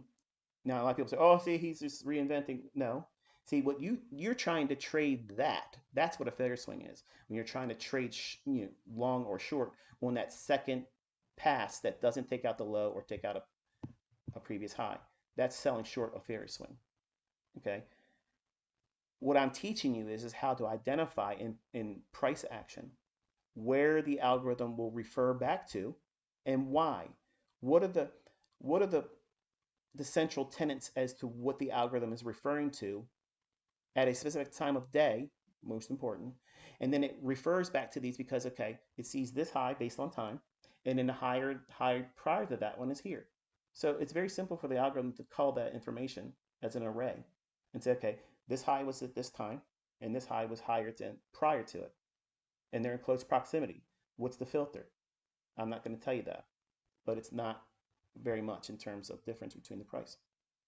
And when you have that element, the market will invariably start marching back to those levels. It does not matter. Listen, folks, it does not matter how many buyers are buying the market to go up there and how many short sellers. Okay. The proof of it is just look at a depth of market. Look at a ladder. Okay. A dom, not a dome. Okay. I'm so tired of hearing people go, it's not a dome. Do you see an E at the end of that? It's DOM. It's a DOM. Okay, depth of market. Look at those orders. There's no imbalances there. There's no imbalances. There's just as many short orders below the market as there is above. But yet the market will still march and march and march and march and go to the beat of the drum that I tell you it does. It reaches to these levels because it's coded to do this. And if you do this for a couple weeks, you're going to see, oh wow, yeah, this feels artificial. It feels like it's designed to do these types of things because it tends to repeat every single day at specific times of the day. It will do this. Now let me go back to the times element. Every day between 8 o'clock in the morning, this is always New York local time, okay? So it's very important you remember that because I have new people coming all the time. And they'll say, I looked at this chart here and you told me, yeah, but you're looking at it in Bangladesh time. Okay. I don't live in Bangladesh. I'm in the East Coast of the United States, and the algorithm is on New York local time. I don't care what anybody else tells you. Okay. That's what it's on. Period. End of story. You can wrestle with it if you want, but that's just the way it is. Between 8 o'clock and 8:30 in the morning, you want to sit down and determine where are the smooth locations in price action on the 15-minute, the 5-minute, and the 1-minute. Okay, and we've had the 15-minute on. Let's go down to a 5. Okay, so right away you can see that this high here is relative to that one, and this one here also with that. This one being slightly higher than that one. So there's a lot of liquidity that's sitting at 17,820.75. Now, real important, it does not mean that it has to happen during that session. It does not mean that. And that is the underlying risk that you assume every single time you take a trade. You're looking for things that are going to stack the odds of probability in your favor. It does not mean it's an absolute guaranteed outcome. See, I have students that literally take the time and waste their time in writing me an email. Sometimes they're like novels or novellas. And usually it's like 3 paragraphs of congratulating me and worship and whatever. And I don't like that. And usually when I get that kind of stuff, I immediately just push the email away. I don't want you looking up to me. I don't want you worshiping me. I'm not the greatest of all time. I'm not the GOAT. I'm not none of those things. I'm just a guy that has a whole bunch of information and experience, and I want to share it with you. And I want to see what you do with it. But these individuals will say, I need you to tell me how to make sure that I don't have this wrong. I only want to take this pattern. So how do I avoid losing trades with a inversion fair value gap or a mitigation block or the breaker? How do I know if it's a breaker or if it's a shift in market structure? Well, that's easy. You have to have a higher time frame premise and a directional draw where the market's going to go. And if you think it's going to go higher, when you see the market creating a short-term turn, well, I'll give you an example right here. We have the relative equal lows here, and the market drops. You see that? So this drop down here, every up close candle on this time frame, all of this right here, that is your breaker. The most sensitive candle or range is going to be the last up close candle. Look at it like this. That's this range low. And see where the body stopped right there? We wick through it, I'm not denying that, but the damage is always done by the wick. And the range high there.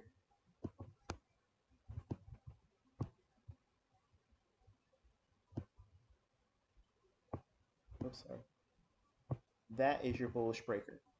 But the range here from that up close candle that starts all these consecutive up close candles, all of that is technically the bullish breaker. But the most sensitivity is going to be seen in that last up close candle. That is not supply and demand. That's not supply and demand zone. Sam Seiden would never, ever, ever refer to what I just said. Never, he would never do that. And he would never consider that anyway because we're cutting through candles. because we're looking at what an algorithm is doing, not some floor trader ticket runner's perception of something that doesn't really exist. So the turn here at the bodies, that tells you what? It tells you the narrative. So what is it going to do? It's going to go higher. Okay, so what at that time would you focus on? Well, you have this short-term high here, the inefficiency that's traded to there. We want to see it trade above it and then act as what? Support, which would be a what? Inversion fair value gap. To do that, what would it reach for next? This high and this inefficiency. Does it do that? Yes. What are the bodies doing? Stopping just at that same level here. And more specifically, and my eyes didn't notice this when I put it up here. Do you see that little separation? That's a volume imbalance. Go back and listen to the other lectures. You have to include that volume imbalance when you have a fair value gap, whether it be BISC or CIVI. I don't know, put it on there. And you can see the bodies being encapsulated by that. And now the market trades back up into that. The bodies candlesticks are trading inside the inefficiency. It wicks above it, but look where the bodies are stopping. And look where the bodies are over here. Where's liquidity at? Below here. Nothing in here. This is all very balanced price delivery because it's back and forth. Every other candle is overlapping the highest high and the lowest low, pretty much kind of like coloring it very, very, very good. Back and forth. All this price action is back and forth versus then we have all these run where we have that's crazy. Here, so like he was talking about into that breaker. If I pause the video, like he said, this was a breaker block right here that it created, and then out of nowhere, it pushed back up now. Now it's going to be sticking to this buy-side liquidity, and then buy-side liquidity right here. This response right here to what it's just done there, that expectation and response in how price can react to levels like that, that's a nice little scalp right there. I mean, look at it. It moved from 515 to what? 596. That's a good run. You can't get 20 handles out of that on a 15-second chart. You can if you know what you're looking for. Now also notice that we've created again high, lower high, high, lower high, but real close to one another. When did it form? So you guys are seeing, right? So we have 8 to 8:30. You see how it just wicked the candle pretty much out of this balanced price range right here. So this is pretty much a breaker block that he talked about. So once that breaker block formed right there at around 9:45, that's when the algorithm is going to go seek for the higher liquidity, which is the buy stop, which is, you see this is what he was talking about in this video, which is really, really cool. Like to see it while we're getting recorded is the reason why I like to live stream my whole process of doing, it's just a documentary, right? What is my emotion like that day? What am I chasing P&L rather than, just looking at the market? Because the market itself is pretty much just storytelling. As long as you understand how the market works and the structure of it, I think you can literally just see for yourself that this is an easy concept that he teaches. So definitely I like it. I like how he talks about that. Really, really on point. That's why you guys need to see all the old videos. What was your mistake during that day? When I make a mistake, I usually just go look back at my videos and see my reaction of like my emotion. I do journals now. I'm starting to do a journal for every day, what I do, and then, record my process. But definitely this is really, really cool information that you can get from, trading the ICT concept. So if you guys are learning how to trade, make sure you guys go check out his channel. Really, really, instead of spending time, from other channels and stuff. Definitely, I like how he really, really cool information.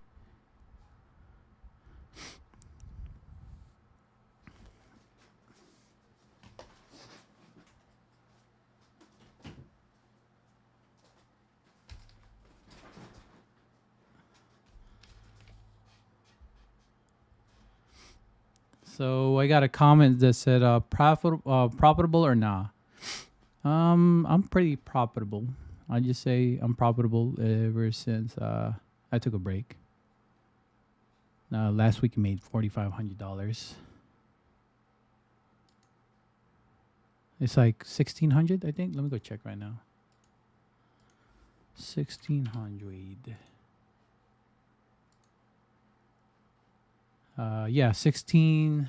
So 3 accounts, 1,678. $1,676 on 3 accounts total. Yeah, so 1,000. The other one is 17.21. So pretty cool.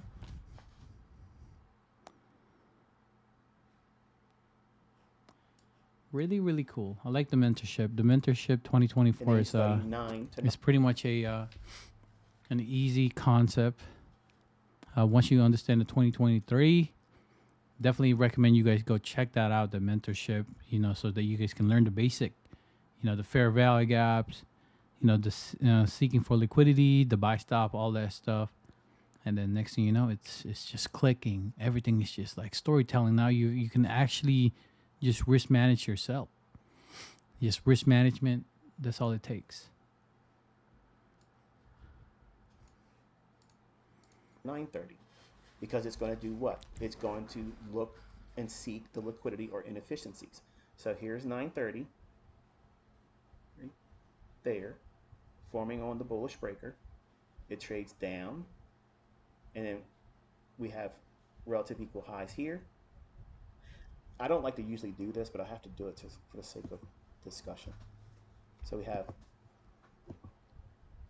these relative equal highs, this high and that high, relative equal high, and we have this area up here. So if the market's going to do what? If it's going to make a punishing move towards the shorts that want to see it drop, because the market has dropped early on, 7 o'clock in the morning, okay? And we have all these very clean levels. What did we just do here? We have a low. It was traded down into. It disrupted this little area in here. So it's made this area jagged. Remember I was saying earlier where the market's real smooth over here versus what it was doing down here. Where has the work been done?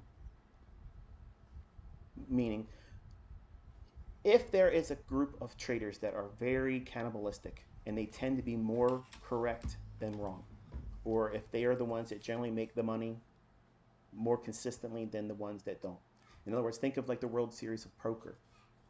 Okay, if you ever watched that, it's really fascinating to see how the long-term players that always find themselves at the final table. They may not win, but they always find their way at the final table. That's experience and that's skill. Well, you can see those things in price action. They're like fingerprints, okay? You can see when the cannibals come in and they devour the pygmies. They go in there and just chew them all up.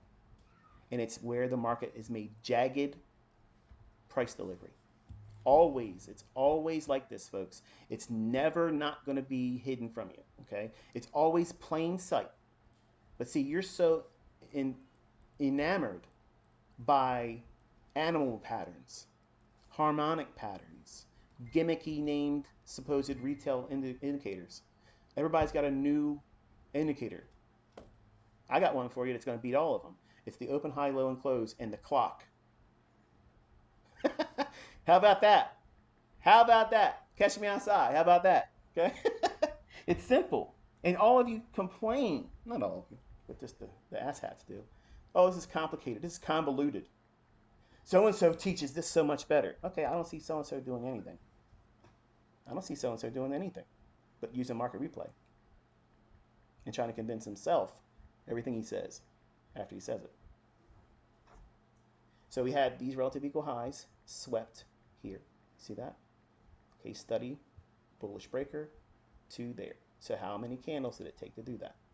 You screenshot it. How many handles did it run from the low to that relative equal high being taken out? And once it does that, keep the chart active with it on there, but then just make it very, very light. Well, not that light, make it light. So that way you can still see it, but it doesn't have all of your focus. So that way it allows you to focus on, like, there's a fair value gap here. We traded down into mid gap, which is this wick here. Since price is above it, that makes it a discount array. Consequent encroachment of that trades to it. We want to see it run above this high here.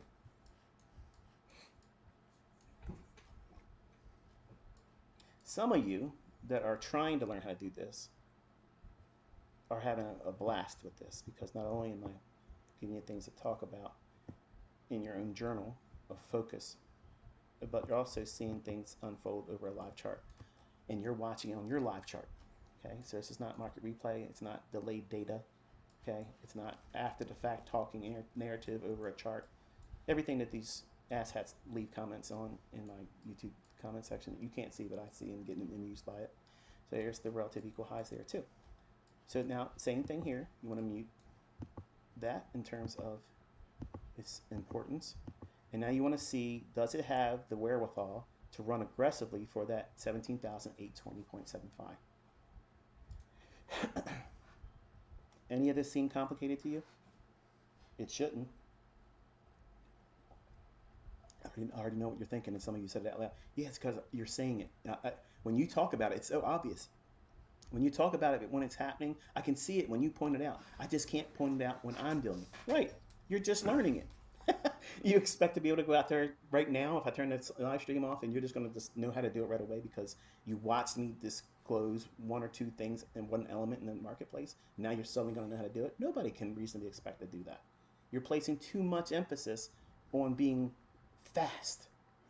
I got to learn how to do it right now because the market's going to stop working next week, next year. I thought the algorithm was supposed to stop working this year. Whatever. Get out of here. Get out of here. The batteries don't run dead on this, okay? When the markets are dead, then the algorithm won't work anymore, okay? But the point is this. The very, very first thing you're doing as an undeveloped, unrefined trader, someone like my son Caleb, okay? Don't be offended by that, son. It is what it is. I've called you worse things. The idea is that you're looking for the smooth areas where the price is so obviously being defended and being presented and being offered for retail-minded trades. See, I don't look at charts. I absolutely don't look at charts and think of what retail pattern here I can use to get in sync with a price run. Look at that beautiful delivery. Right to that volume imbalance there, which is inside encapsulated in that SIBI. Went right to the high of that.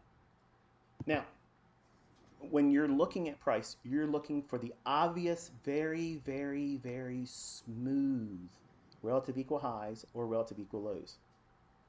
How do you know which one they're going to go to? How do they know? Well, I'm sorry. How do you know? How can you trust? How do you determine which side of the marketplace it's going to reach for? Because what this is going to do, it gives you the initial building blocks to understanding bias. Oh, you didn't realize we were going there, did you? You didn't realize with all this jawboning, and half of you quit watching because I was talking about things that wasn't interesting. But they're coming back to the channel now, or later on they'll say, damn, it went right to where he said it was going to go. It did exactly what he said it was going to do again and again. And it's going to do it tomorrow. And it's going to do it Wednesday, and it's going to do it Friday, and it's going to do it next week, and it's going to do it every friggin' week that I want to stay out here and do it live, okay? That's just the way it works around here. That's the way it is. Because I understand what this thing's doing. And then you want to screenshot that, okay? So when you're looking at price action, you want to be able to determine what in this whole scheme of price delivery, what does it do in terms of resonating with you? Where would you feel confident? This is the part that a lot of my students skip over. They don't do any work with this part of it. They ignore it. They assume that it has no bearing on them.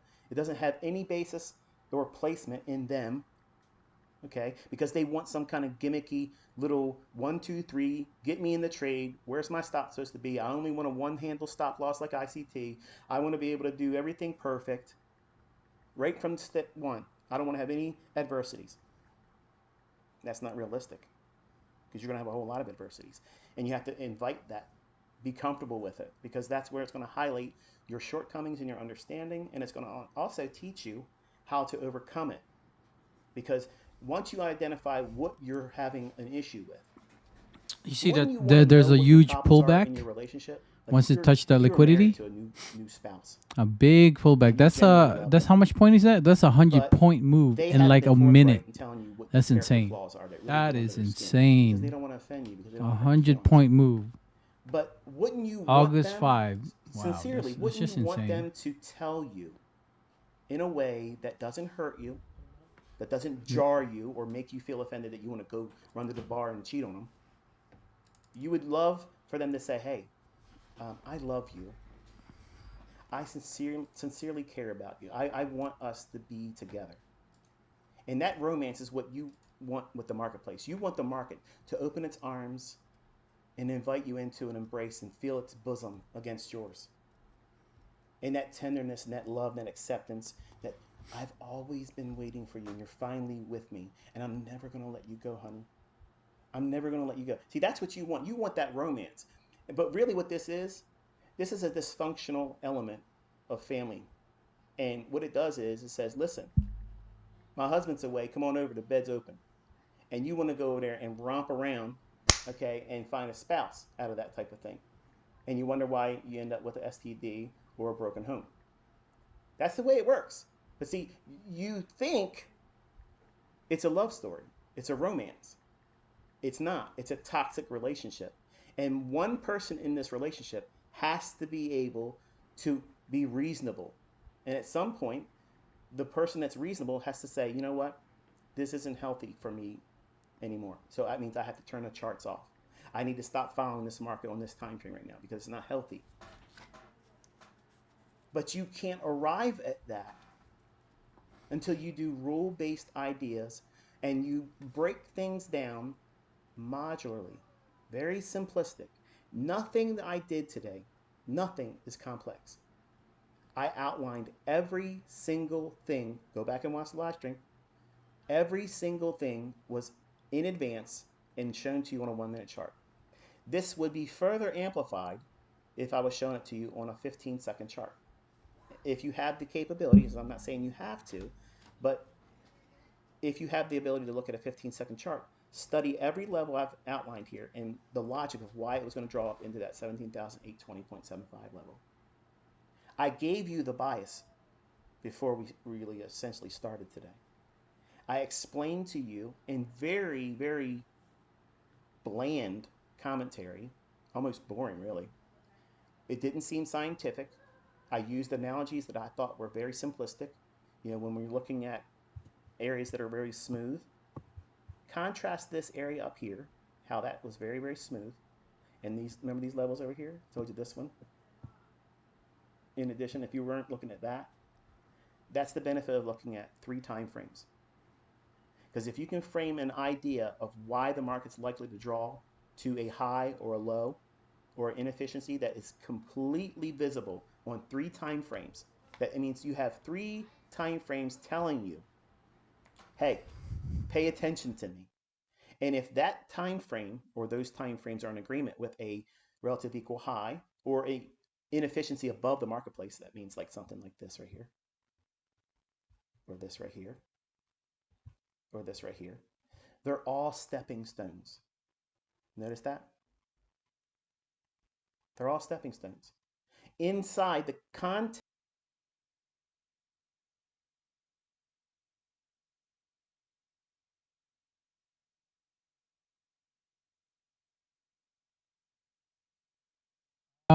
I'm not trading anything. I'm just studying their Hinto. I'm studying ICT concept. It's the 2024 mentorship. What about you? You're studying right now? I'm studying instead of just, going out. I'd rather just study for next week. So I'm pretty much just studying the 2024 ICT mentorship. So if you are a trader and you are, whatever is your concept, your strategy. It's all up to you. But for me, I trade. I use the strategy ICT concept. So right now I'm just on the first episode because I haven't watched it.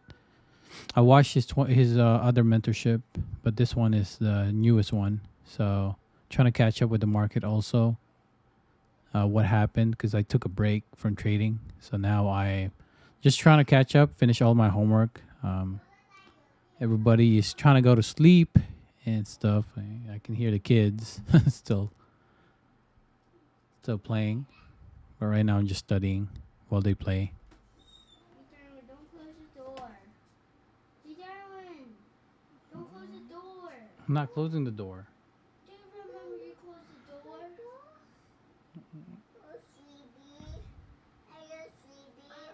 I was waiting for you. Yeah, you go with your dad.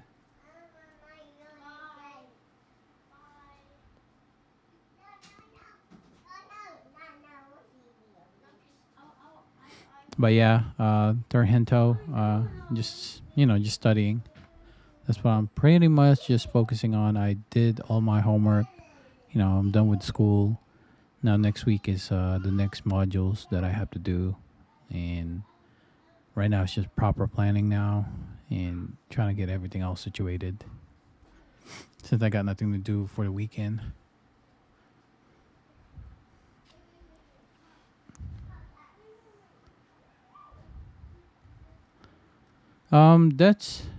That's all up to the bad things. Because it's risk management. Once you learn the structure, once you learn the concept itself, it's all about risk management. Yes, I made $4,500 last week for the week. Took a loss on Wednesday, but I gained it all back on Thursday. So pretty much it's a good concept. I like it. That's why I am just simply just studying it, perfecting the craft of trading, all that, and also why I live stream every day, Monday to Friday, but the weekends, if I have plans on the weekends, I tend to not just stream. But now I'm just like, since I'm studying, might as well just live stream this while studying and also talk to you traders like you, and what's your strategy and stuff. So that's like my goal is, talk to other traders, learn their strategy, because I love to learn and I want to improve my process in perfecting the craft. So that's pretty much it, man. That's what I try to do.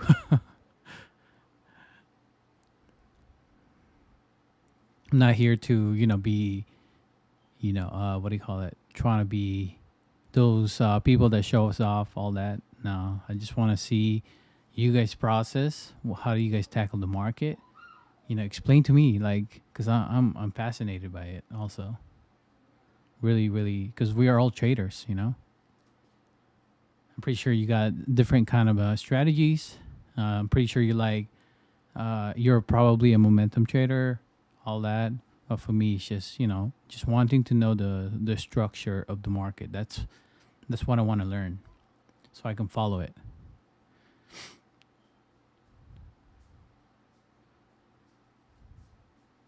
Yeah, it's up to you. You've been doing for 5 months. Highly recommend you doing paper trading, and then getting funded from other people. But I do believe it's what's your favorite. But for me, it's learning the structure of the market. How do we seek liquidity? How does it? Why does it go up there? That's like my question, and ICT broke it down. So that's the reason why I love listening to his video and all that.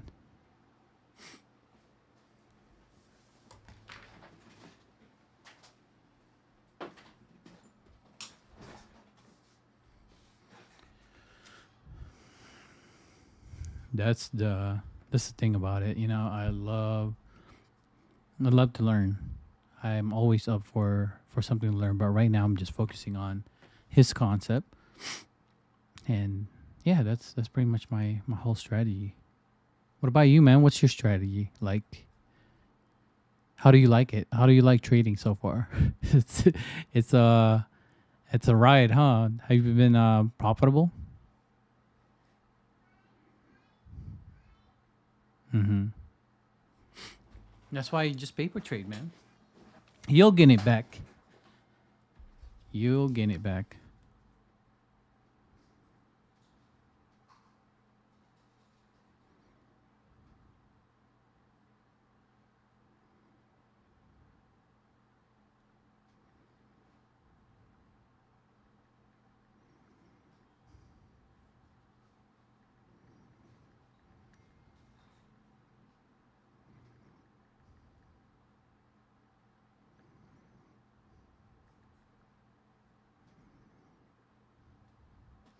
Yeah, so it takes time to be a trader, man. It's not a joke. Everybody is always learning and they're trying to always adapt and also trying to control your emotion. In order for you to become profitable, you have to stay disciplined. You got to know how much you're willing to risk for that day. What's your positioning? So that if you took that loss, at least you're satisfied and it's not going to ruin your day. So for me, if I took that loss, I'm going to be satisfied.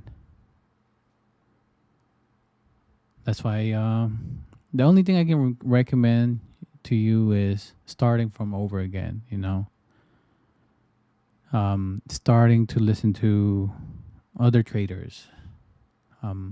Also learning the structure of the market, learning what ICT is talking about, because it's a long process. His video takes so long. Like for this one right here, it takes like 2 hours. So after learning, watching this video itself, this is what I learned so far.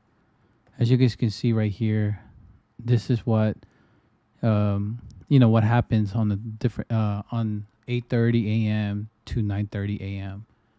There is a what you call an algorithm that seek for liquidity around that time frame. That's why he talks about all the time, and what have we done during that time frame at 8:30, from midnight. We started dumping. So what needs to happen after we start dumping? Well, we need to get back up to get those liquidity again, and start to go back up to the liquidity. So there is a certain time frame from New York session, which is 8:30 to 9:30. And then once the market opens at 9:30, that's why you see a lot of volatility. And then after 9:30 to around 9:30 to 10 to 11, that's when you start to see where is it going to go now. All right, it goes up or it goes down. And then by lunchtime, this manipulation happens.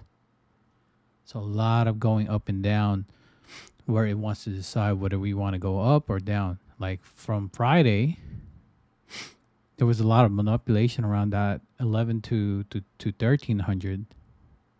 It did not know where it wants to go. It was trapping a lot of long position. And next thing you know, after hours, started to drop 100 points, 120 points. So that's one way you can figure it out, what's like the certain time frame and what time you should be trading that could be profitable for you. I think that's what I recommend as someone who's been doing it for a while and still studying.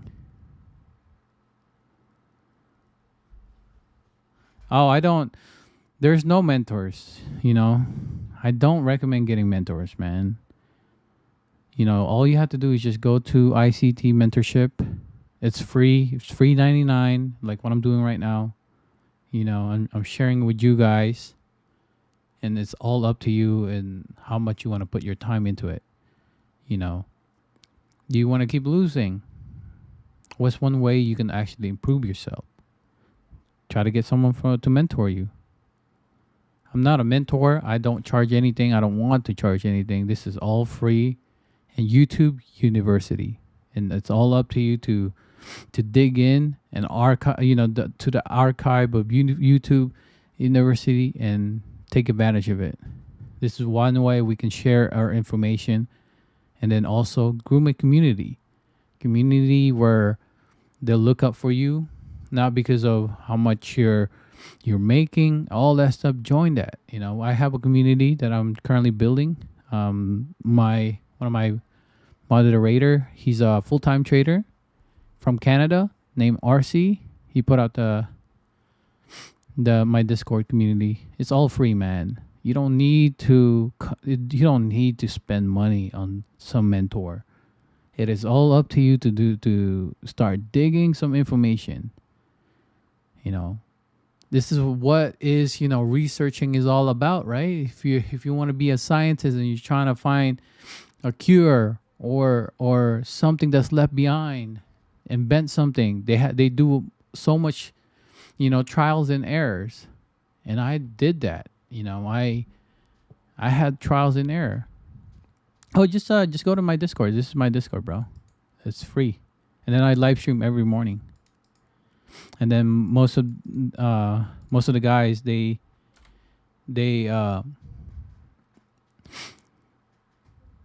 we try to help out the community. If you got your parents or someone passed away in your family members, we'll donate.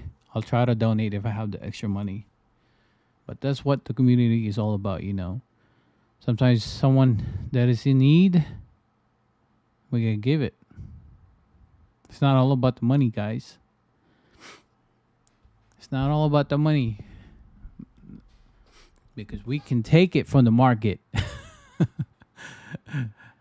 It's all about studying, and taking our time.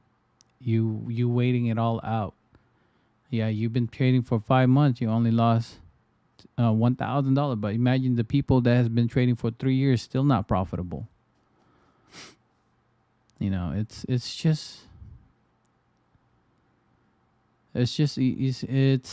an easy process for you to just take your time. Join ICT Concept.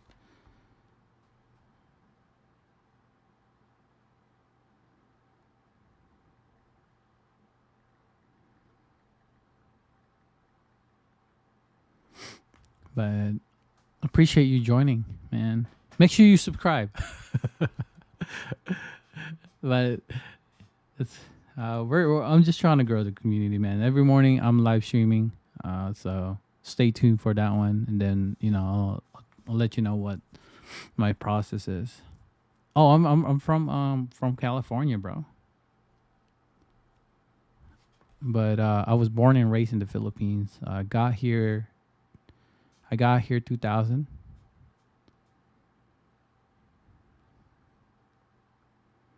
And yes, it was legal. It's not illegal.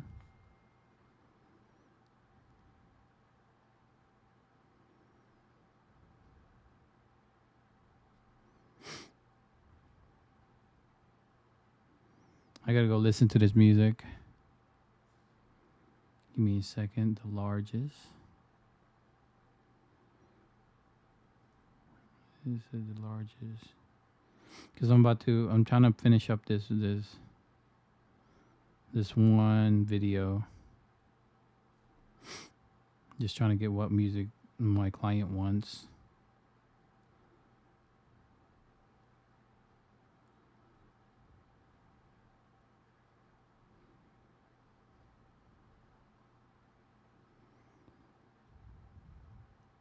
I know, bro. There's a reason why you're here, bro.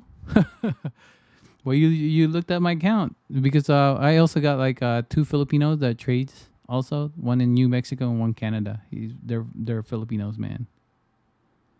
Really, really cool people. A lot to learn.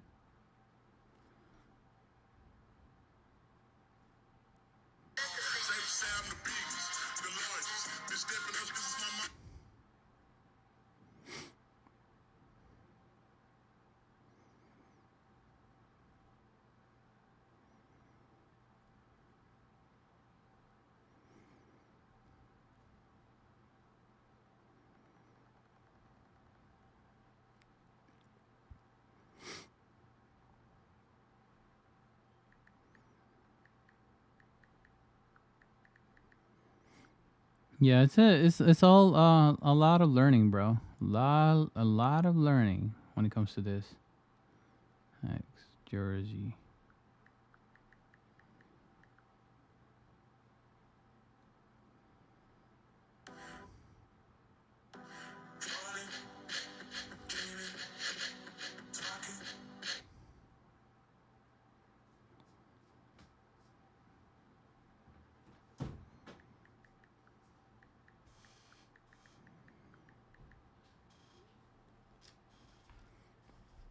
But yeah, I'm gonna finish up this and then probably I'm gonna be done.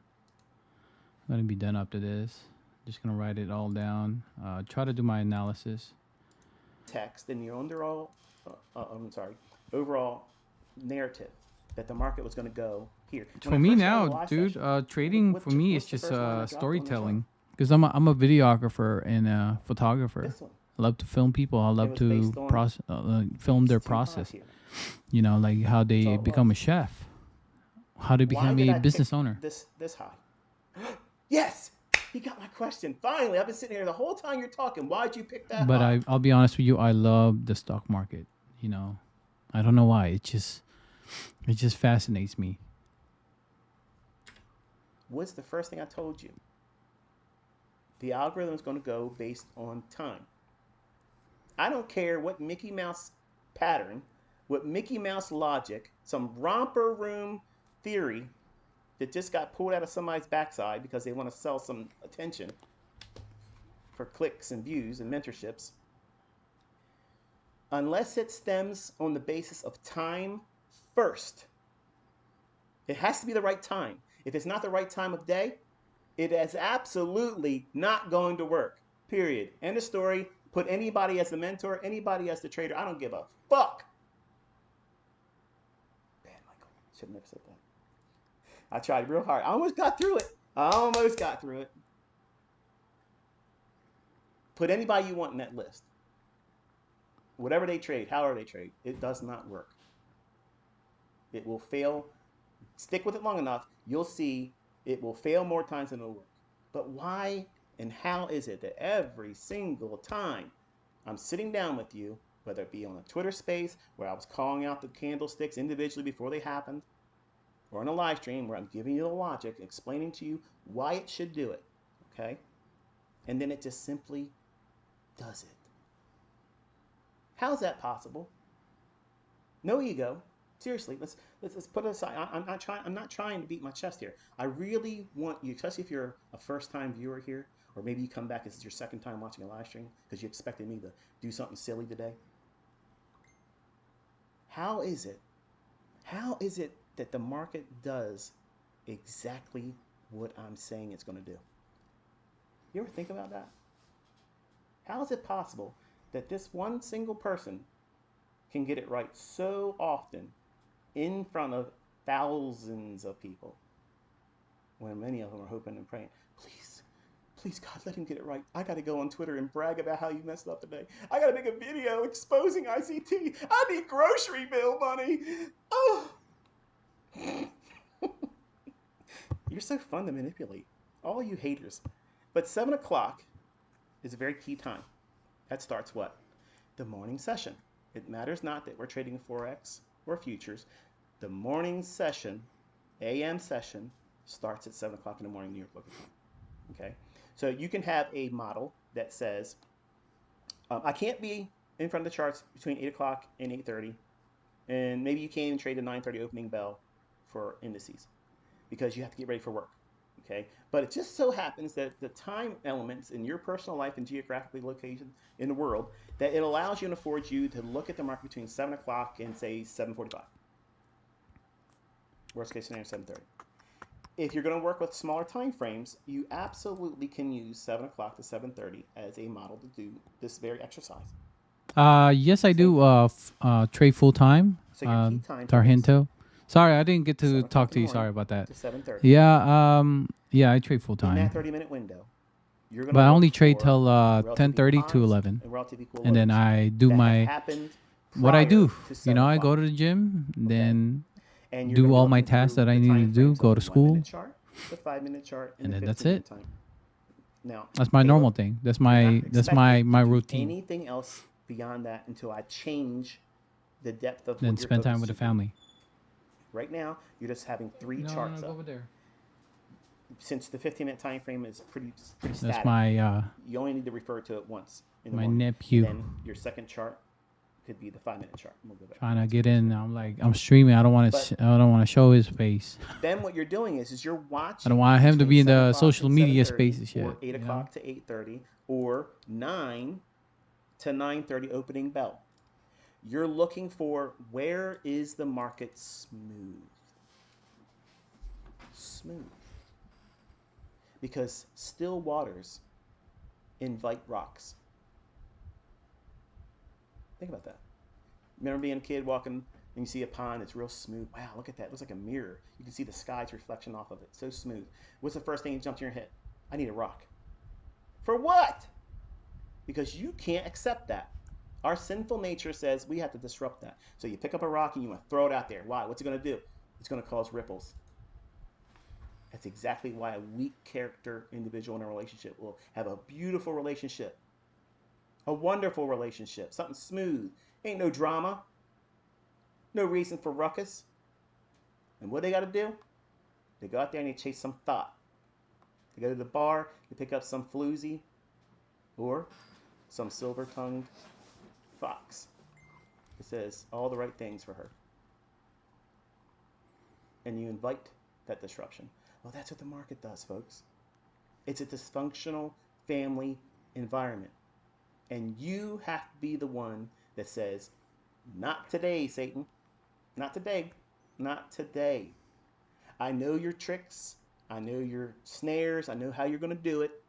Okay? So, what's the market going to do? Every single session in the morning, you have 3 opportunities. And you don't have to trade in the afternoon. You don't have to trade the London session. You have 3 opportunities in the morning to set the stage for a run that will build, if you don't have any understanding about bias, okay, if you don't know what direction the market's going to move in.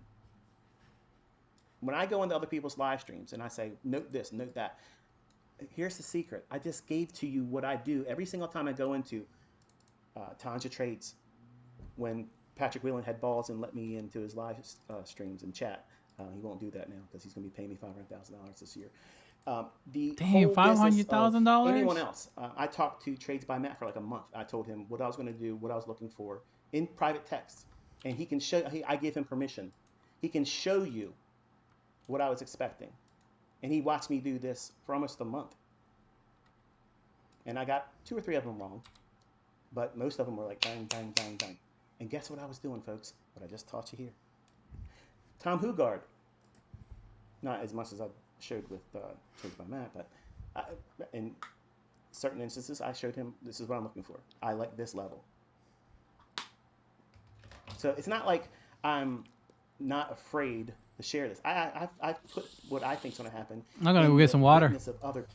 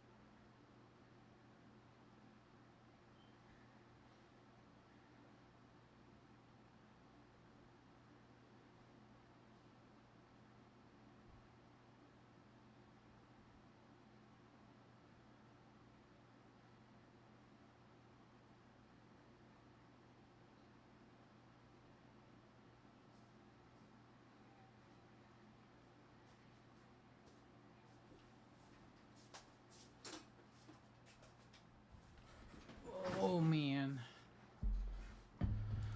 people. I actually enjoy drinking water now. I love drinking water.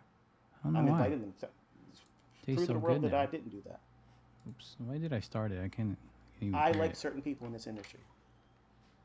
And the ones I like, I converse with, and I share, and I engage with. And when I go into other people's live streams and I'm helping promote them, sometimes I'll go out and I'll point to something. And I'll say, watch this level. When I was on Twitter, note this level. I was doing this, and my private mentorship never learned this. I never sat down with them, never told them that.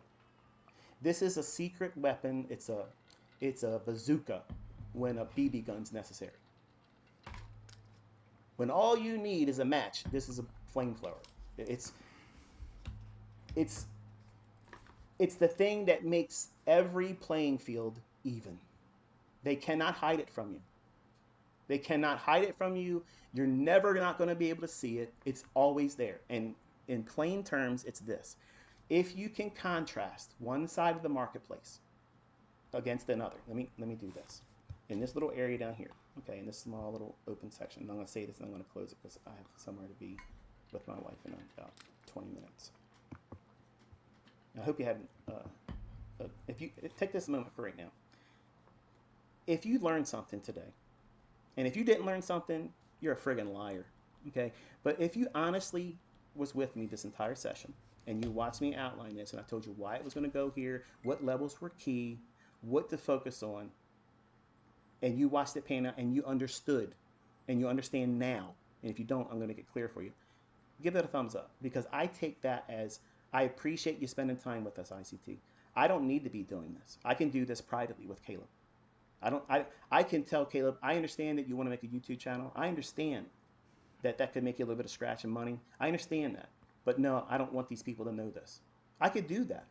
And I don't feel bad telling you that openly, because I've done a lot of that stuff that I don't want to share certain things because it's too good. Because 20-year-old kids go out there and pretend they didn't learn it from me and they found it on their own and they relabel it so they can make a name for themselves. And then eventually people find out about them and then they expose them as, hey, dude, you're nothing more than just an ICT ripoff. And you can spare yourself of all that stuff just by being honest and say, you know what? Thank you, ICT, for sharing this. I'm going to make it mine. And this is how I use it. I got no problem with that. I got students out there that are doing mentorships now, okay? It's their business. It's not mine. They're not hiding where they learn it from. And that's all I've asked for. This is, hey, just remember who fed you. That's it. I'm not doing paid mentorships. I could be out here teaching this kind of stuff and more for millions of dollars a month all over again. And folks, I don't want it. I don't want it. And if it wasn't for my son tapping me saying, hey, Dad, give me another chance to do this, I want to learn it, I wouldn't be doing this. Have you been seeing any videos? No. I'm not worried about it. But since he wants to, I'm going to pour myself into it. I'm going to pour everything I have into this. And I'm not fully back to myself. I'm not doing well. Like I've been experiencing vertigo. I've had high blood pressure. I've had chest pains. I went rushed to the hospital. Like I had a lot of stuff going on. And I'm not stressed about nothing. It's just my body's going through something and I don't know what it is. And I don't not know how to trade. I know exactly how to trade. I know exactly what these markets are going to do. Any given day, even on sloppy seek and destroy days. In fact, I'm going to wait until we have one and I'm going to show you me executing in one of them. I am not fearful of any of these market profiles. I'm not fearful of my stuff falling out of style because there is no style. This is the market. This is the source code. But when you set up a framework of whatever you're going to study in the morning, if you're going to trade the morning session, your key times, you have to absolutely be in front of the charts between 7 o'clock and 7:30 in the morning, always New York local time. Okay? If you can be in front of the charts by 7 o'clock, this is what you're doing. But if you can't, you do the same thing at 8 o'clock to 8:30. The same thing at 9 to 9:30. Okay? This is your pre-market range. Write that down, because if you don't write it down, you're going to forget. You're going to call it the opening range. It's not the opening range. The opening range is the first 30 minutes after the opening bell. At the New York session, the first 30 minutes after 7 o'clock to 7:30, that is your pre-market range. 7:30 to 8 o'clock is your opening range. Oh, remember I was telling you I could trade every single hourly candle? Now your style, because there is no style. This is the market. This is the source code. But when you set up a framework of whatever you're going to study in the morning, if you're going to trade the morning session, your key times, you have to absolutely be in front of the charts between 7 o'clock and 7:30 in the morning, always New York local time. Okay? If you can be in front of the charts by 7 o'clock, this is what you're doing. But if you can't, you do the same thing at 8 o'clock to 8:30. The same thing at 9 to 9:30. Okay? This is your pre-market range. Write that down, because if you don't write it down, you're going to forget. You're going to call it the opening range. It's not the opening range. The opening range is the first 30 minutes after the opening bell. At the New York session, the first 30 minutes after 7 o'clock to 7:30, that is your pre-market range. 7:30 to 8 o'clock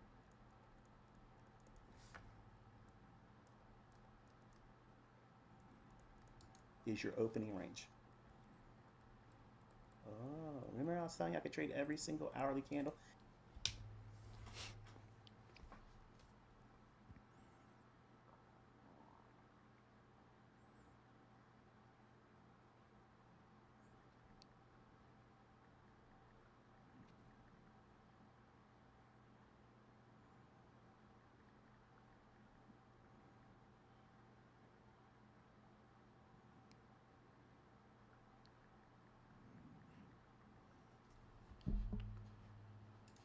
Now you're starting to think. The gears are turning, aren't they? Oh, it's fun, isn't it? And obviously the 9 to 9:30, that's your pre-market range. And then post 9:30 to 10 o'clock, that's your opening range. There is no 15-minute opening range. I don't care what anybody tells you, okay? It's a 30-minute opening range. That's algorithmic, okay? So what you're doing, and this little range here that's being shown here with this rectangle, what I'm saying is this is essentially that 30-minute interval, whether it be 7 o'clock to 7:30 or 8 o'clock to 8:30 or 9 to 9:30, that pre-market range. In that range, what you're doing is you're looking at this line or beginning of that shaded area would delineate the 7 o'clock or the 8 o'clock or the 9 o'clock, where it begins at that specific top of the hour. And then this would be the range that makes up that first 30 minutes. Now, it's not obviously to scale, but I'm oversimplifying for the purpose of teaching what I'm saying. Prior to that range, anything before or to the left of this, you're looking for equal highs or equal lows. Which side has it? Because that's your bias. It's going to draw to that. How do you know? If you have both, because I heard you, you're thinking it. But what happens if you have a relative equal high here and a relative equal low here? Which one are you going to go for? You wait for the first one to get disrupted, because once that happens, then you work to the other one. That's your bias. So you have to defer and wait. Now, gamblers or live streamers that just want to have people watching and doing anything and not really executing on stream, but after the trade starts moving in their favor, then they'll show, oh, I took a trade here. What good is that? What good is that? That just proves you're not confident in what you're doing, and you're going to show it after it's moved in your favor. Talk about it, explain it, and then do it. I'm going to do that. But today I gave you a clinic on how to determine bias, how it's easy for me and it's easy for you. Whichever one has the relative equal highs or relative equal lows, that's a smooth area. It will be disrupted. Anywhere where you see jagged edges like this down here, see how it went jagged and then ripped higher. What is it telling you? What's it telling you? I'm going to look for buy-side liquidity, buy stops. This has been a trap. They engage traders to go short. They're trapped short on a breakout. Or they're not trying to take the shorts out of the market yet, and that's why you see all this in here, a little creeping up. This is all balanced. That's why this spike stopped right at the top of the breaker here. Isn't that interesting? Isn't that interesting? I've been talking non-stop. No chance for me to have another ad over, voiceover. It's all live. You watched me do it live. I explained the logic. And now here's the wonderful thing. You have the privilege to go back to your charts and backtest this. And your jaw is going to drop. You're going to be thinking, it's always been there. But I've been looking for this stupid ass harmonic pattern. I've been waiting for my yin and yang to appear on my chart. I've been waiting for my moving averages crossing over. But my Lux Algo indicator said this and then said that. And I got tripped up. I thought it was going to do, no, bullshit. Bullshit. It's all bullshit. There's nothing complicated about what I said in any of the mentorship videos. They're just very deep, dry lessons that give you the why. Because I'm a person that's highly technical. I want to know why it's going to do it. Don't tell me something and then do it 10 times and be right 10 times, and that's not going to convince me of anything. I need to know why it's doing it. And if you don't think critically about that, you're a gambler. You absolutely are a gambler. I need to understand before I put money behind it. I need to know, why is this market going to do this? Then, at that time, why should it behave that way? And folks, you can't get any plainer or simpler than just simply saying, okay, where it's smooth. Now, you're going to say, well, this isn't new, ICT. You talked about relative equal highs and lows before. Right. And I taught that you should be aiming for them. But you haven't been trading like that. You've been doing other stuff. And then cussing me behind my back saying, this stuff doesn't work. This guy's a fraud. We don't see his name on the leaderboard. He's a fraud. I'm out here in front of you live telling you what's going to happen. You think I can't do that in a Robin's Cup? You think I can't do that? Come on. You guys are gullible, man. You're so easy. You're so easy. I love it. I absolutely love it. But anyway, the market trades down to the bullish breaker that I absolutely identified before it hits it, and then goes to the relative equal highs I told you to focus on, and then I gave you this one here, and I told you this imbalance is prior to these relative equal highs being taken, but this was where we were focused on, and look where we're trading at. See that? Now, in closing, I really do have to close now. In this price run, and we're not going to use all of this. This is capitulation now. It's getting real excited.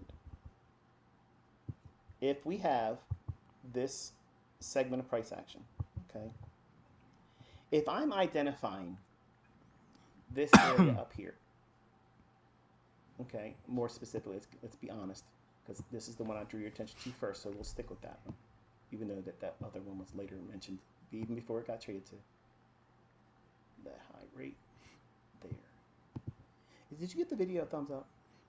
By the way, did you take a second of your time to press that up thumb icon on YouTube? That's free. I didn't charge you anything for it. Because that really is a way to communicate to me that you had fun today, that you really did leave and learn something, and now you have something that's tangible that you can go back and look at every single day in the past and journal it, because you should be doing that. Every single day, you break down the chart starting at 7 o'clock in the morning, have 7 o'clock in the morning all the way till, say, 11 o'clock. Okay, so it's 4 hours. And you want to have your 15-minute time frame, your 5-minute time frame, and your 1-minute time frame charts, and annotate. And it may require you to have multiple charts from that individual 1-minute chart where you're zoomed in and you're annotating something specific that are very salient to you. Because most of you may not have trusted this as a bullish breaker. When you saw this drop in here, you're hoping, and some of you were probably tickled, your asshole was puckering, thinking, he's getting screwed in front of all of us. I love it. I love it. I love it. Ah! You're drooling. And then what happens? It rips your face off, and then I'm right again. I know. I could have a lot of fun with that, but I'm not, because I'm here to try to teach my son, and you're here to learn. If you go back through all of this price run here, okay, what you're going to do is you're going to focus on the points that make the most obvious sense to you, that you could see, and it says, you know what, I understand this. Even though ICT pointed out this breaker, you may have noticed it, maybe you didn't. If you didn't, that's not your PD array. If you noticed that it traded down into this fair value gap right there, inside of this old SIBI, which is essentially where? About midpoint between where we expect price to trade to, which is above these highs, and where it traded from. See that? So if we see where it's likely to go and where it went from, where it originated from, where's the midpoint? Well, let's do a simple measurement. Here's your fib. And we're going to say something above these relative equal highs. We'll just randomly pick an area right there. Okay, I'm just being very bland. There's no real reason I'm picking that price. It's just simply slightly above the relative equal highs. There's no other logic, simply that. Okay, so I'm not trying to complicate anything. But if you take that and you go down to the lows that are relatively equal, not the lowest low, that's the manipulation. You want to use the relative equal lows like that. Okay, you see that? And then you have essentially the midpoint here. In close proximity to that, you have this fair value gap, and you have this fair value gap. And this one here can be used, even though it's a little bit above equilibrium, because we didn't take this high and that high out, which I was outlining to you real time. We didn't take that out yet. We didn't take out these two relative equal highs when it was trading down to the breaker. But what happens when it trades up here, and then at real time I said, watch this fair value gap, watch the stream. Go back and watch the stream. When we were trading right there, I said, watch, and here we are, we're trading in this fair value gap here, and then takes off and runs to where we were waiting to see it deliver. The smooth areas are going to be attacked. The sharks are going to go to the still water. That's where they're going to go. Why? Because as soon as someone in there starts shaking in fear that their stop's going to be taken, that still water will ripple, and that triggers a frenzy, and the sharks are going to go right there. You don't trade into levels where the sharks have already had a frenzy, and that's down here. Okay, they've already done the work. There's been an attack down here. How do you know? There's been the great disturbance in what price was doing and how it's delivered. It's jagged like shark teeth cutting through the side of a whale's body. It's been damaged delivered. You can see it. It's physically represented in the jaggedness of the swings going down. Where we don't see that jaggedness up here. It's nice and smooth. Real inviting. It's safe. Put your stop loss above me. Like a siren calling out to the sailors. Come to me, come to me. And he crashes them on the rocks. I know, Mr. Analogy. I don't know where it comes from. It's a gift. But you have to go through all of this price action in here and determine what price level makes sense to you. Which one resonates with you? Do you see the fair value gaps where I was outlining before I did it? Did it make sense when I was drawing them out? Did you change your expectation and get fearful that I'm wrong and it's not going to go up there because it had this drop here? What's occurring here? The only thing it's doing is at 9:30 during the opening range, it's doing what? It's creating a Judas swing. Something that's opposite to the real move. The real move was given to you with these highs. It's going to go there. At any time, did you hear me sound nervous in front of all of you? I don't know how many people were watching. I think it was like 6,000 earlier, the first time I checked the stream's continuity. But I haven't seen, I don't know what the highest high was in terms of how many people were watching. Did that sound like I was nervous? Because I don't think I was nervous at all today. And I've been really, really trying not to say any embellishments on the curse words and stuff. But sometimes it's just, it has to find its way out. I'm human, I'm a sinner, and I have to repent all the time when I do it. I always regret when it slips out, but I'm real. Like, I'm a real person, and I have character flaws like anybody else. But I try very, very hard today not to use that type of language. But depending upon what subject matter I refer to, it'll draw it out of me, and I'm not proud of it.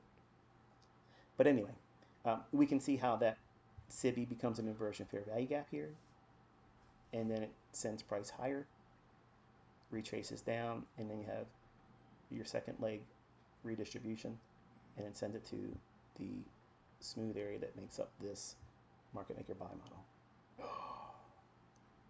I knew it, ICT. Yeah, that's how it is. So when you're looking for the bias, okay, the easiest, most scientifically proven, 9 out of 10 doctors approve, ICT has nailed it down to a science of wherever the smooth equal highs are, or smooth relative equal lows are, at the beginning of 7 o'clock to 7:30, or 8 o'clock to 8:30, or 9 to 9:30. You have 3 opportunities, 3 chances, okay?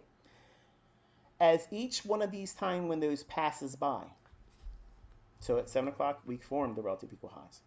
And then at 8 to 8:30, we didn't go up there yet. So that means that, what, 9 to 9:30, chances are that's the run. See how that does that? It increases the likelihood of it going there. It doesn't diminish it, because it's building up more trust in that area right there. So the framework begins at 7 o'clock in the morning. Start looking for relative equal highs to form. not before. Key takeaway is not before 7 o'clock. At 7 o'clock, look for them to form. Big takeaway there. Okay, if you're looking for relative equal highs prior to 7 o'clock in the morning, you may get it, but many times you're expecting the London session to be completely overrid, and it's most times not the case. So it kind of like builds in this filter where you're not trying to demand that the run on London is removed or dismissed because of price overlapping it and going back over top of it. Because the general consensus is we could see the higher low of the day form in London. So if it's bearish or bullish relative to a higher time frame draw, which is not necessary. Notice I haven't even used that here yet. Only thing I used was a 15-minute time frame, a 5-minute time frame, and a 1-minute time frame. And I was framing it on the basis of time because I understand my algorithm. I understand what it's going to do. I understand exactly what these markets are going to do. Every single day, it will not stop. It will not be hidden from you, but it can be disrupted by manual intervention. And that will always cause me to lose.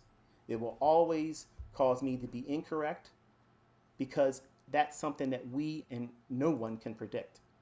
It's their casino. If they want to come in and disrupt everything, it is what it is. And that's the inherent risk that every one of us has to assume while trading. So that should be the number one reason why you should never over leverage, because that is always looming. And we're in a condition in the marketplace right now in geopolitical tension and turmoil that is expected to unfold at any given time.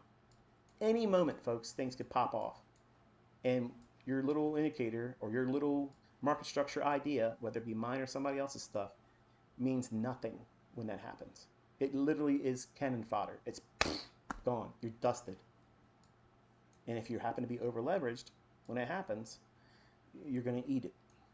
And sorry, but it's not going to be pleasurable. It's going to be a hard swallow and probably end you and take you out of the game entirely. And all of that is avoidable if you don't over leverage. If you trade with one contract and you try to capture moves like this, I promise you're going to beat the socks off of every one of the live streamers out there, and my students included. All of them that are doing well now, they're going to start applying this, and you watch and see how well they start increasing. And the people that don't like me, their trades are going to start working. And go back and look at what I'm taught you here. You're going to see that they're using this too. It's a secret weapon. I didn't want to give it to anybody. I did not want to give it away to anyone.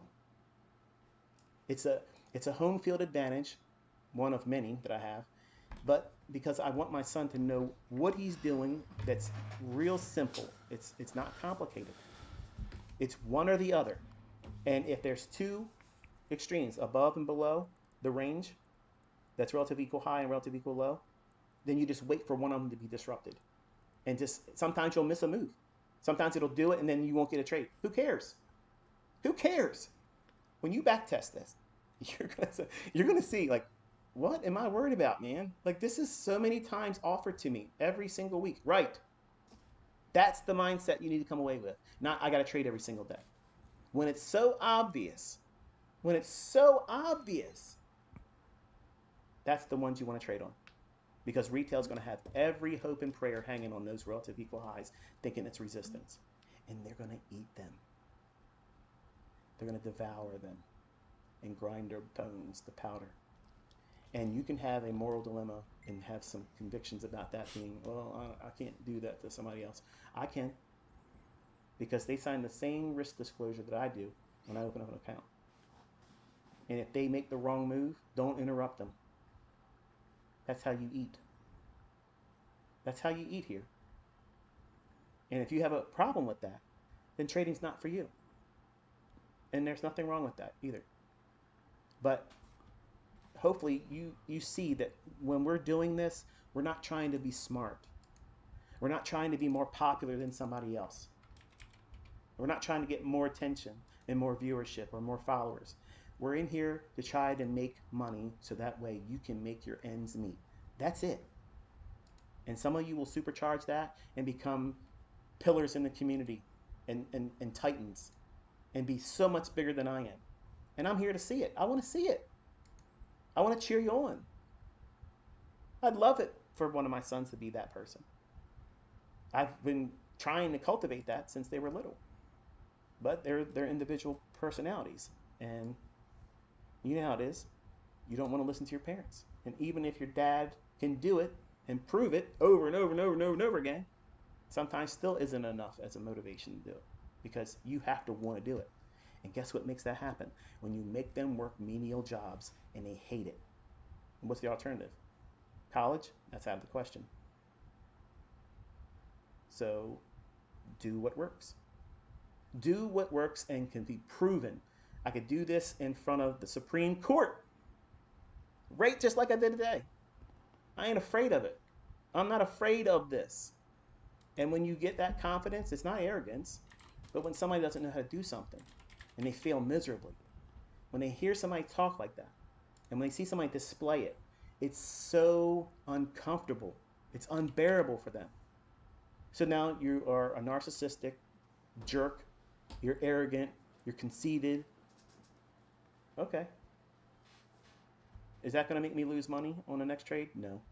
Is that going to make me forget that the logic that is being employed here? No. I'm not here for friends. I'm not here for friends. Neither should you be. I'm warming up to these candlesticks when it's appropriate. But when the date is over, I'm going home alone. They're not spending the night with me. That's all it is. It's a momentary engagement, and I'm leaving before any kids are made. Simple as that. I'm staying protected. I'm wrapping up. I got a stop loss. I know when to hit the brakes and go out the other direction. If it's a grenade, I'm getting out of there before it does any damage. And that's me thinking like a man. For the ladies, you come up with your own analogy. I'm not that good with it with the lady side. But hopefully you've learned something today. I'm going to close this one. I'm going to invite you all tomorrow to come back if you found this insightful. It'll be a little bit more technical tomorrow. Today was more or less the mindset, how to relax when you're watching the charts, and what to look for. So that way you're not holding so much expectation over yourself, and then you can enjoy studying it, because it's important that you do enjoy it. Because if it's daunting and you're not really seeing any kind of fun characteristics in it, it's going to be very hard to stick with it. So I tried to cultivate that today. And if I was successful, you can obviously show me by giving a thumbs up. I promise you I don't make any more money by thumbs up. And you don't take any money from me when you put the thumbs down either. It doesn't change anything. But it's just a way for you to give me feedback that you found something in this today that made sense for you, that you are inspired to go into your charts, and you had fun while you were learning it. So this is going to be the end of lecture number 1, dealing with the foundations of determining a bias. It's very, very simple. It doesn't require a whole lot of complicated things. It's very time specific. Without the time elements, none of it matters. And it's very, very rule based. That doesn't require a whole lot of moving parts. Where it's smooth, it's going. Where it's jagged, it's going to move away from. Very, very simple logic, folks. Not complicated at all. Until I talk to you tomorrow, Lord willing, be safe.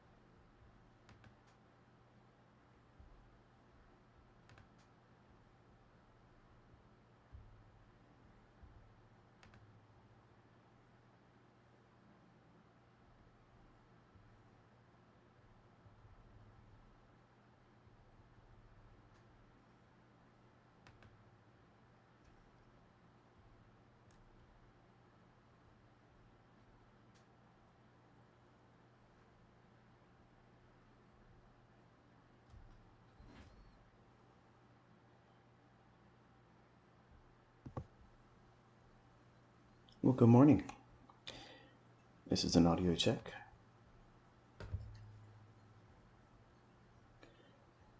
Now, before we get into this, my comment section and my text messages on my cell phone and email box and every form of communication that anyone could get to me, everyone was trying to let me know that the volume was too low yesterday.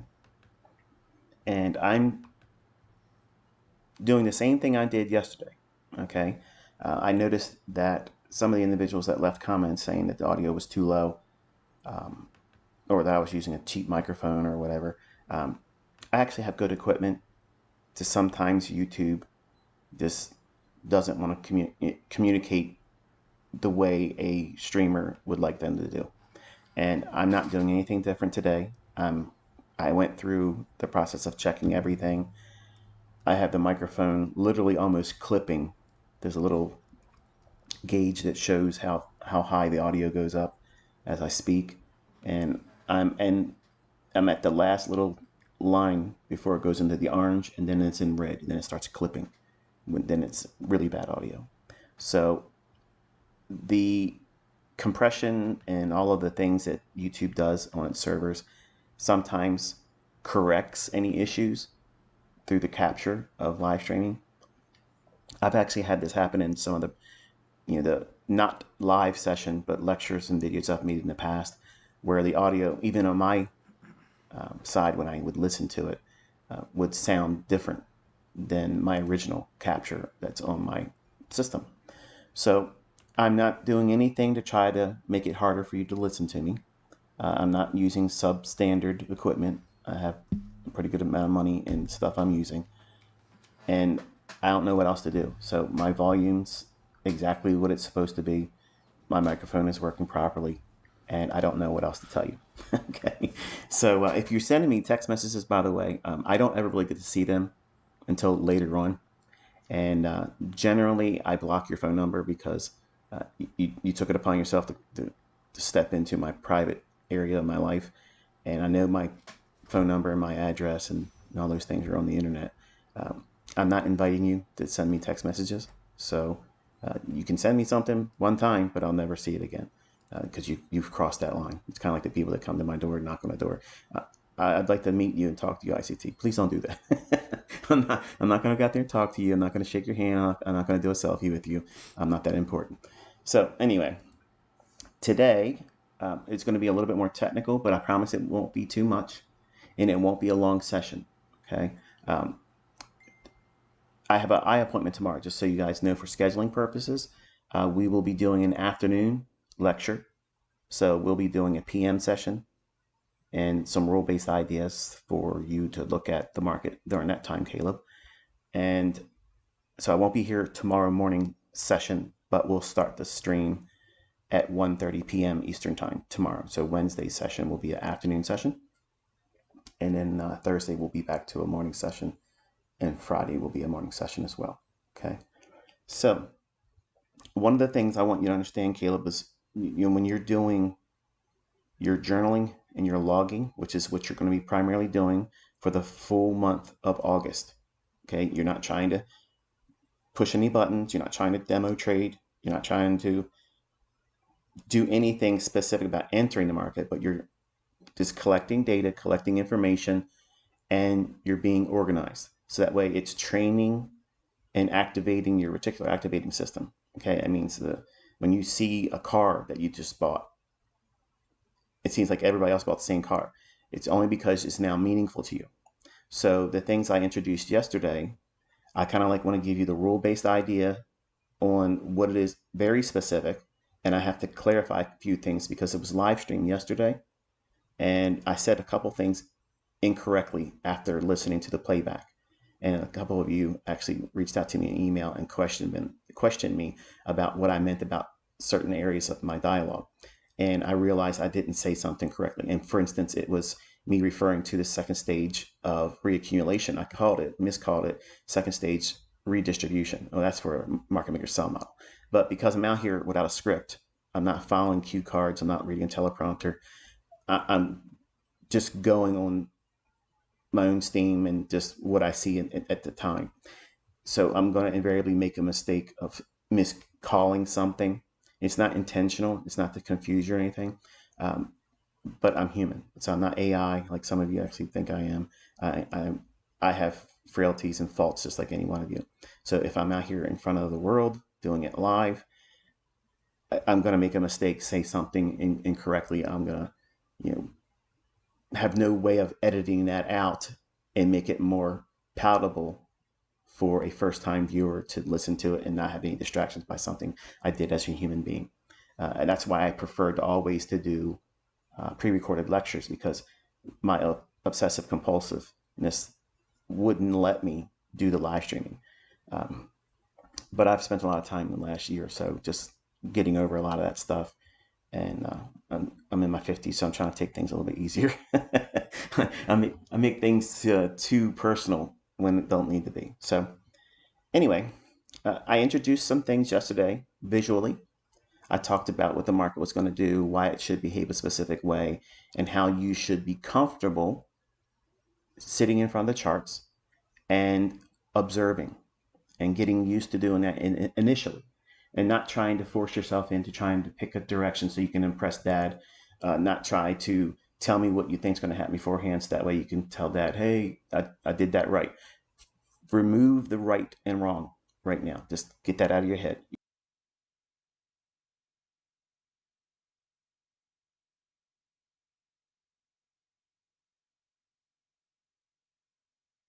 All right, so I just want to talk to you guys about what could happen on this this chart. As you guys can see, is showing us that pretty much right here, if you're looking at it and stuff, it's it looks like it's gonna go to the sell side liquidity, which is on the bottom. So it's probably gonna be reaching for the sell side or the imbalances, because it's already created at 7 a.m. It started to just like being messy now. So what I'm seeing now is it's gonna go up to the sell side and taking out all this. I don't think it's gonna try to go up now. You've already sent me text messages telling me what you think is going to happen. Okay. Now, for the purposes for everyone here to know what he sent me, I'm not going to be able to show you the screen, but I'm going to read. I didn't actually read it word by word, but I want you to see what Caleb's expectations are for today. And this is without any prodding or coaxing on my part. At 7:33 a.m., he sends me a chart that I really don't understand what he's showing me. So that's the point of today's lesson. I want your charts to be organized. I want it to be very specific in capturing what I want to see, so that way we can measure your progress going forward. And that way your charts will look uniform every day. And then at the end of the week, we'll sit down with a weekly recap, and that'll be your first video. Everybody's asking for your YouTube channel right now. There's nothing on it yet. Okay, so hopefully this weekend we'll have something where we sit down together, maybe over a Zoom call, and we'll review what you've done and how to go into next week as well.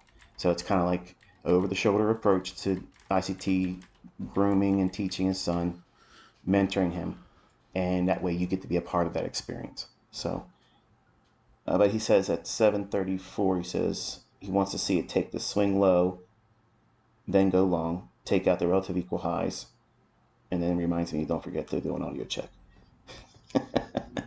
Listen, the audio is going to be what the audio is going to be, okay? So don't send me any messages. And for the assets to send it really rudely in the comment section, I never will see a comment from you ever again. So I make you invisible to the channel. So you think you're leaving messages and posts on my channel, but I'm never seeing that again. So if you're rude, I got no time for you. So anyway, Caleb thinks that there's going to be a rally higher today. And that's not to say that that's right or wrong, because I purposely have kept myself away from looking at the charts.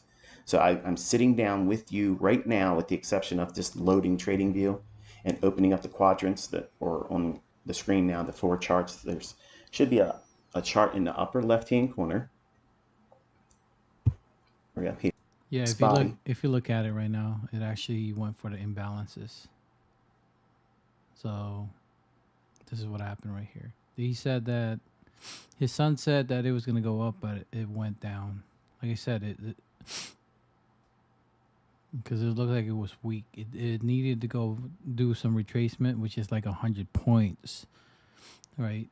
So if you took that short right here from 190 and you covered here, that's 100 points right there.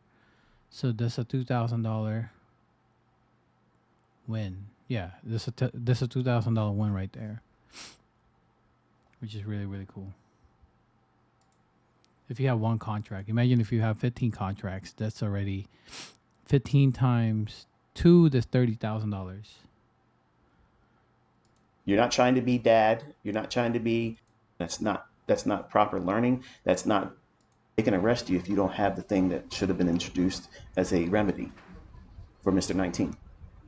Wow, that's and then forcibly give it to you. Send me an email if you have any information on that and title it New Zealand, and that way I'll look for it because I get too many emails. I can't read everybody's email. But yeah, wherever you're from, you're all going to have the same face on a clock, and everybody has a 7 o'clock in the morning. Everyone has a 8 o'clock in the morning, and everybody has a 9 o'clock in the morning. And as long as that time is set to New York local time, every one of us are going to be on the same page every single market day. We're all going to be expecting the same thing. There's no way for me, as the educator here, to have an out. I don't have a way of saying, well, this is what I really meant and it did this, and that it either works or it doesn't, right? And yeah, that's the litmus test. It either works or it doesn't. It either holds up, it stands the test of time, or it doesn't. How can you prove that to yourself, to trust it? That's the important factor, and this is the part that most traders, when they're developing themselves, they rush through this. And this is such an essential part that I can't stress it enough. And I've done it a lot in lectures and teachings and all of my mentor videos, is focused on slowing you down in the initial stages because you're too quick to run out there and try to make money. And you don't know what you're supposed to know. You don't even know what it is that you should know and what you should avoid doing. And I'm going to cover a little bit of that today. Also, how to organize your charts. And then I'm going to show you what you need to be doing as homework for the rest of the day because we're only going to be here till around 9 o'clock. Hopefully. That's my plan, at least, right? So that way you can go in and start looking for very specific things that your eye will jump to initially. Doesn't mean that that's going to be your model. Doesn't mean that's going to be your entry technique that you live by and make all your money from. It just means that that's your first one. And it's an invitation for your personal interest, what you gravitate to initially, wherever you are in your development as a trader and what you've been accustomed to seeing from my content. I have to allow that part. You have to give yourself permission to have that part as well. Because if I force you into, we're only going to use breakers, we're only going to use order blocks, we're only going to use fair value gaps, it's going to alienate a large segment of you and you will be left behind in your development. And that's not proper learning. That's not a hallmark or a signature of a good teacher. So I have to make allowance for you to bring your own personality to this. And you're going to see the benefits of that because for some of you, you've been trying to lock yourself into one trick pony ICT concepts because either I've done a video or I've done a trade or I've recorded something or I said something that really resonated with you and you think because it sounded cool, you want to be tactical in your trading instead of technically linked to your personality. It is going to be easier for you to see how you've held yourself back by trying to force yourself into a mode that nobody asked you to do. The proper learning is for you to come into this and say, okay, there's lots of things in this candy store I can have. Which one do I want to work with first? It doesn't mean it has to be my favorite, but I have to start somewhere. So I leave that up to you. And it'll make much more sense when we get into the charts and the technical aspects. But initially, I want to give you the protocol that you go through every single day when you sit down in front of the charts, whether you're doing it live or if it's after the fact and you come home from university, come home from school, if you wake up and now you're going to have time to do it, you haven't made the changes in your life to allow yourself to actually be in front of the charts there live, or you're working. Let's just be real. Okay, you may not be able to do what we're doing right here live, and maybe you can't see me doing live streams when I'm doing them and having the benefit of borrowing my experience. So what do you do with that information? How do you journal? How do you log what it is that you should be observing and studying each day, and then referring back to that same information on an individual day-by-day basis on the weekend, whether it be a Saturday or a Sunday. When I used to do Twitter spaces, I would talk about how this is our day to kind of like ground ourselves. The markets are not trading unless you trade crypto and you're an idiot and you think that that's going to be real money in the future. All those things put aside, that is the day where we rest. We don't try to trade. We don't try to formulate any kind of hardline ideas. We go back and refer to what decisions we made, what actions we took, and or actions that we should have but didn't, and identify opportunities that we weren't able to see then, and then encourage ourselves through journaling saying, these are the things I did right, and these are new opportunities for me to investigate and look into, because this was something I didn't have the pleasure or the luxury of understanding or identifying at the time. You see what I did there? I took something that every one of us is going to have happen to us. Okay, there's a opportunity for us to see what we could have done better. Now, if you're on social media or you invite other people, usually people that are an idiot, they don't know how to trade, they're toxic, they work at Jiffy Lube, they ain't got a raise, and they're probably on the verge of getting fired, you're going to listen to those individuals give you insight or opinions in your comment section, or they're going to comment to you in a live chat via someone else's live stream. If you make yourself available, okay, toxic people are going to give you their opinion unsolicited, and they're idiots. You don't want to listen to an idiot. The village idiot mentality is in every segment, in every community of trading. There's a whole bunch of them. There's a whole tribe of them, okay? And you should not care what anybody else thinks. And if someone takes the time to congratulate you or say, well done, you need to dismiss that as well, because you're not trying to fuel ego. You're not trying to allow anyone to influence you negatively either. But that same element needs to occur in your journaling, which means you have to filter out all of the toxicity that you're invariably going to reach into and say, I didn't do that right. That was stupid of me. I should have saw that so-and-so forming in the chart, or I saw it, but I ignored it because I wanted to be right. And then you feel compelled to, you think journaling is a beat up session. Like you're giving yourself an ass chilling. You're not trying to parent yourself. You're not trying to be dad. You're not trying to be mom, overbearing, correcting you and punishing you.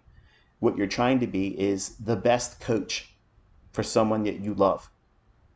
If you are trying to coach someone that you genuinely love and you don't want to break the spirit of, and you want to encourage that person, you should love yourself just as much as you love your spouse or your children. You have to have some measure of respect for yourself. And tearing yourself a new ass in a journal is not going to help you get better. You're not trying to play a drill sergeant. We mentioned this yesterday as an analogy. When you go through boot camp, they're tearing these individuals down mentally and physically and to the breaking point. And then they're shaping them up into a sword. Okay, you're going to be a Marine. You're going to be a machine. You're going to be a soldier of fortune. You're going to go out there and rip people's hearts out and eat it before they die. They're trying to turn them into an animal for war purposes. That's not what you're doing in a journal. Okay, you're not trying to mutate yourself into some crazy Wolverine. You're literally coaching yourself, and you're encouraging yourself in any opportunity where someone else could, and yourself as well, could take something out of context and say, this is a perfect opportunity for me to dump on myself and spend too much time dwelling on a negative thought or a negative reaction or an inability to respond or react to an opportunity, and frame it and encapsulate it with toxicity. You don't want to do those things in your journal. Now, for people that are idiots, they're going to say, well, you're just sugarcoating it, okay, and it's a waste of time. Journaling is a waste of time. I promise you, these people are not making money. These people do not have trade. They're not consistent, and they're just absolutely miserable cretins. You need to keep all that junk and filth out of your mind, out of your circle of influence. That's why social media is a cancer. This is my only mode of social media. I am not on Instagram. I'm not active on Twitter. I am not doing anything else. I'm not in a Discord. I'm not running any kind of social media where people can engage with me. Hey, how you doing? That's not how that works. My private mentorship, we have a space. Okay? We have a space where we communicate. When I want to make something available to them, I talk to them. That's it. And it's at my time. It's at I don't schedule anything. It's just when you see me, I appear, and that's it. Outside of YouTube, this very YouTube channel, there's no other ICT experience. And when I mentioned that I was never going to do a paid mentorship, I had people leaving comments yesterday saying, you said you was never going to do a mentorship. Right, for money. I'm not asking for payments. You're not sending me any money here. You're watching because you want to watch or you don't want to watch. So you have to manage a lot of people's personalities if you allow them to have any interaction with you. So the best thing you can do, if you're really going to make an attempt to do it well, is what I told my son. I allowed him to be amongst my private mentorship students. He's among them right now. But I've also told him, don't talk to any of them. And don't think that it's rude. Don't think that you're trying to be pompous or arrogant, because these individuals are going to try to warm up to you. And I have leakers in my groups. They're there. Okay. So I told him, don't even listen to it. They're going to blow smoke up your ass. They're going to try to befriend you. They're going to say whatever they want. Or some of them might take a shot and say, hey, look, your dad's not on the leaderboard of Robin's Cup. He's a fraud. And what are you going to say about that? Well, they won't have the balls to do that because they don't I'll broom them out of the mentorship. But the point is this. Don't allow toxic people or anyone to fluff you up. And you need to do the same thing in your journal. It doesn't mean you can't congratulate yourself and cheerlead yourself when you do it right. Just don't lay it on thick where you think you're, the bee's knees, if you will, meaning that you're really a hot shot or better than you really are. So you have to be very, very balanced, but you're leaning heavily on coaching, encouraging. Yeah, you may have not observed a specific function in price delivery, and it just happened to be probably the biggest run of the day. And you, in your infancy and your understanding, you don't see those things forming yet because you haven't had an experience doing these very things I'm going to show you today, and then studying it and looking at old price moves. This is exactly what you need and must do. You will not be consistent. You will not be consistently profitable. You will not be comfortable waiting for setups until you've done this part. Now, I'm forcing Caleb to do this for a month because I want to see that, number one, he can stick to the process of doing it over and over again. I don't want to receive texts from him saying what he thinks is going to happen. I don't care about his opinion, and it's not appropriate for him to have that understanding yet anyway. He thinks that he should. He thinks that that's going to be a measuring stick so dad can feel like, okay, my son's doing his part. No, I'm going to know you're doing your part by what I'm going to outline today. And then this weekend, when we see it together, I'll know if you've been doing it or not, because you can't make that up. It's something you have to journal. It's something you have to go through the process of studying the charts. You can't fake that. You can't watch 10 minutes of my video like my son Cameron did and said, yeah, I was watching your videos, Dad, and so and so and so. Okay. Then I asked him something else I said in the video, and he had no idea what I was talking about. Because I know what he did. He skimmed through the video, listened for a couple buzzwords, and he fell into the same click a lot of people do on the internet. They want to talk with the language, but they have no understanding. But they'll use market replay to teach my stuff. It doesn't make any sense. You don't want to fake it. You want to be able to do it genuinely, and you want to have a genuine mentorship experience. Well, your part of this, your personal contribution in the initial stages, is what this is all about today. Okay, so yesterday I talked about the process of not going above a 15-minute time frame. And I know some of you that have a higher time frame affinity for like a daily chart, weekly chart, and whatnot, that probably feels very uncomfortable hearing that. And I've said this before, you don't need all those time frames. Now, when you have a model that you're risking money behind, it's important to refer to those things. But right now, the only thing you're trying to do is get familiar with reading price action and getting over that fear of missing moves and fear of not knowing. The fear of not knowing what's going to happen next, it's an enormous sense of well, it's like a barrier. You feel like you can't break through this invisible force field of, I wish I could know what it's going to do next. Because if I could just do that, then I could be profitable. And I'm telling you, that's not true. That's not true. But it has a necessary role in your overall development, and it needs to be the first thing. Where's the market likely to move directionally? Where's it going to gravitate to? And what time usually will these moves form? I introduced a very generic form of that yesterday. It's not complicated, and we're going to go through the rules very, very specific, and it's not a lot of them. It's not a whole lot of moving parts. And I'm going to clarify what I meant yesterday prior to 7 o'clock in the morning and what you're specifically looking for. Because I got a question from one of my private mentorship students, and I went back and listened to it. I was like, oh yeah, I can see how that causes confusion. So I'm going to address that as well. I apologize if I confuse a little bit of some of the references to time around that 7 o'clock in the morning, because it does sound like I say, look for it before 7 a.m. And then later on I say, you don't want to look before 7 a.m. So I'm going to clarify what I really meant there. And like I said, I'm not using a script. I don't have any kind of bullet points to go by. I know what I want to talk about, but because I was watching Price Action Live, my attention was on that as well as talking about what it is I wanted to cover.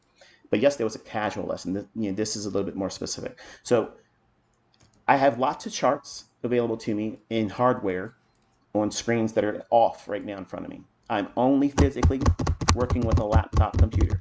Most of you only have like a tablet or a singular computer screen or a laptop, okay? And you can do everything from that, okay? I would counsel you not to try to put your faith in using just a smartphone, okay? If there's something you're observing and studying on on the move, like you're at work and you're getting a bathroom break, or if you're on lunch break and you want to look at the market through your phone, I don't have any qualms against that.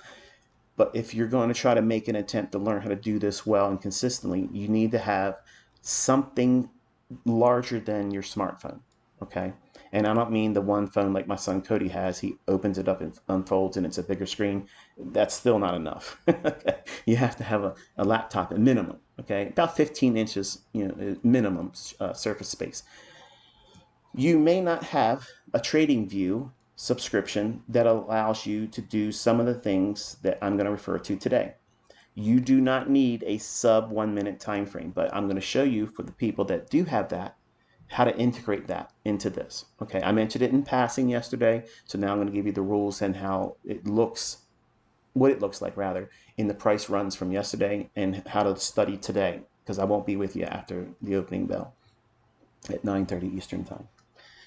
And also the reason why I want to keep this short is because I have not been doing a lot of talking, and yesterday, a little over 2 hours, I got a little hoarse yesterday, so I want to make sure I can preserve my voice. I don't want to come to you tomorrow and say, I can't talk, I lost my voice. As much as some of you guys really want to hear me say I lost my voice.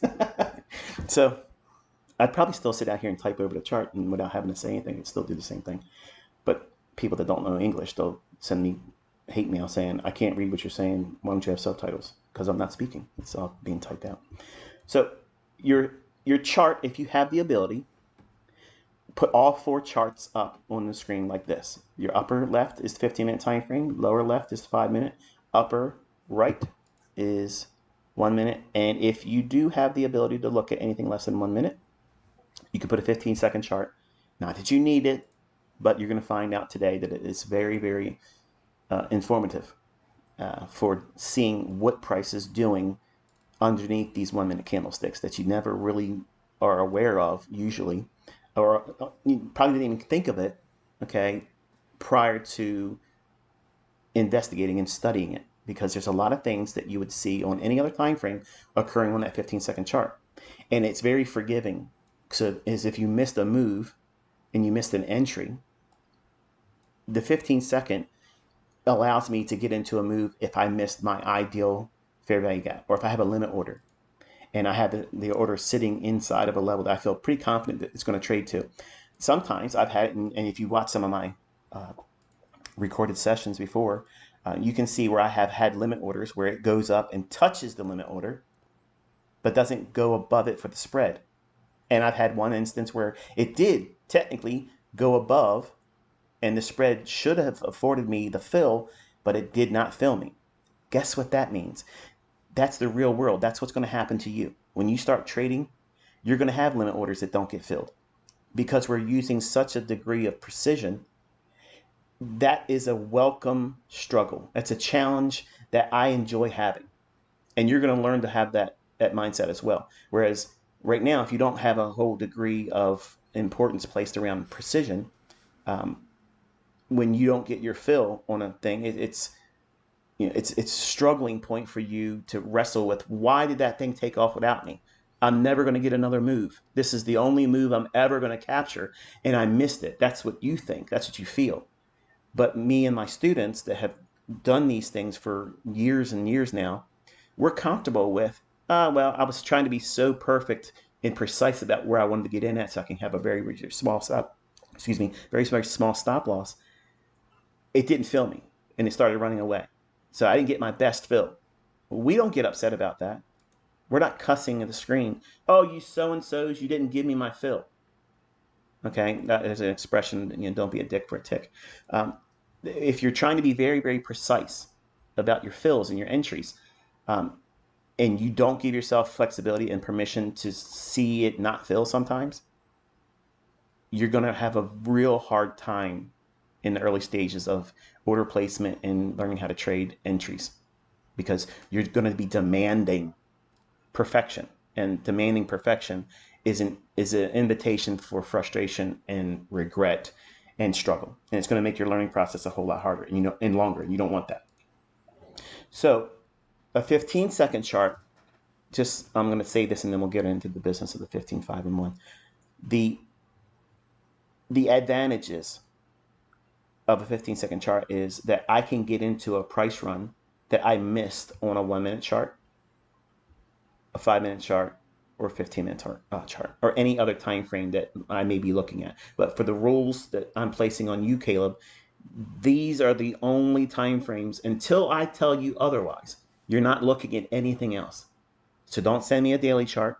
Don't send me an hourly chart. Don't even ask me questions about any other time frame ever until I introduce some other reason for you to look at another time frame. Because this universe right here, okay, this whole solar system of price action is all you need. You don't need anything else. You literally need nothing else but this. I mean, truth be told, I said this before, I don't even need a chart. I don't need a chart to trade.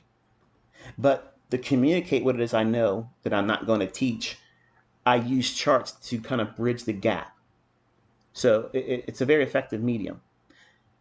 To prove that, it's your task to see what I'm saying is valid or not. So y'all have this entire month to walk forward and see what it is I'm talking about, whether it works or not. You all will be able to see if it's based on fluff or if it's really valid. I walked you through it yesterday live over a 1-minute chart. Every fluctuation, telling you what was going to happen. There's still huge opportunity for you as the person in the driver's seat of determining what it is you're going to do with this information. Because as you're going to see today, there's a lot of that in your disposal. You have a lot of input that you're going to bring to this. And I'm not asking you to send me email saying, okay, I watched this and this is what I'm choosing to do. Like I'm going to sit down and say, well, that's a good decision of what you're focused on. And I think this is a great, I don't have time to do that. There's too many of you that always try to reach out to me, and I physically don't have the time to respond to everyone. And that makes a lot of you upset, like I'm ignoring you specifically. No, I'm trying to ignore all of you. I've been trying to have a normal life, okay, and not have ICT-ism all the time. But the 15-second just simply gives you more opportunities to get into a move that's underway. That's really all I'm saying. Or to dial down and reduce the risk and the exposure of a stop loss that would otherwise probably require much more handles or pips if you're referring to Forex. It can be reduced very small because you're looking at a 15-second time frame. Now, don't think for a second that the 15 seconds just answers all the equation and problems of larger stop losses, because if you don't know how to read price action, and if you don't know what that 15, 5, and 1's doing, just because you looked at a 15-second, some of you are thinking, oh, he just gave me the shortcut. There's the shortcut. All right, ICT's the plug. Like, hey, he just gave us the secret. This is the golden ticket. Don't look at anything else, folks. Everything else is distractions or red herring. 15 seconds is the answer. And when I started talking and trading off a 15-second chart, I got responses like that. Like, oh, bro, like you're the GOAT. Like you've tipped the hand. Like, you made it's easy for us now. And then invariably, weeks later, they're like, I don't know. I'm getting chopped up on this 15-second chart. Right. Yeah, because you thought you were just going to jump to the head of the line and no adversity. And you can't do that. So, son, when you're doing this, I know right now he doesn't have, just so you know, he doesn't have a membership or plan through TradingView. Okay. So that way, here's what you maybe don't know, but my private mentorship students have been monitoring this for a little while. We're probably going to go to like 9:20. By the way, I'm looking at the time. But all of this is essential because I'm going to answer a lot of questions that you're going to keep trying to send to me, and it's going to frustrate me because I'm answering them in the dialogue.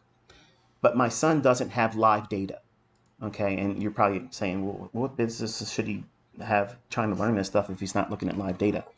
Because I am talking to him, and I'm telling him, up until now, I would tell him by me either entering a trade live, not market replay, not hindsight stuff, I would point his attention to a specific level, like I was outlining it yesterday for all of you watching. And thank you all for giving the thumbs up. I appreciate that. Last time I looked at it was 17,000 thumbs up. So it's like 10%, 170,000, 175,000 people watched the video or live stream, either replay or whatever. It's still a little bit lower number. So, I'm trying to figure out what you were expecting because it literally did exactly what I said I was going to do. But he watches delayed data. And for some of you that can't afford TradingView stuff, they do a Black Friday sale. And last year I bought like 6 years of TradingView membership at the level I have, which is the highest. I use the highest one. And it was, I think it was like $600 or something like that. And I got like 6 years of like everything that I use right now, which is the highest membership. You don't need the highest membership, okay? But I'm not a representative for TradingView. I'm not trying to invite you to spend money there.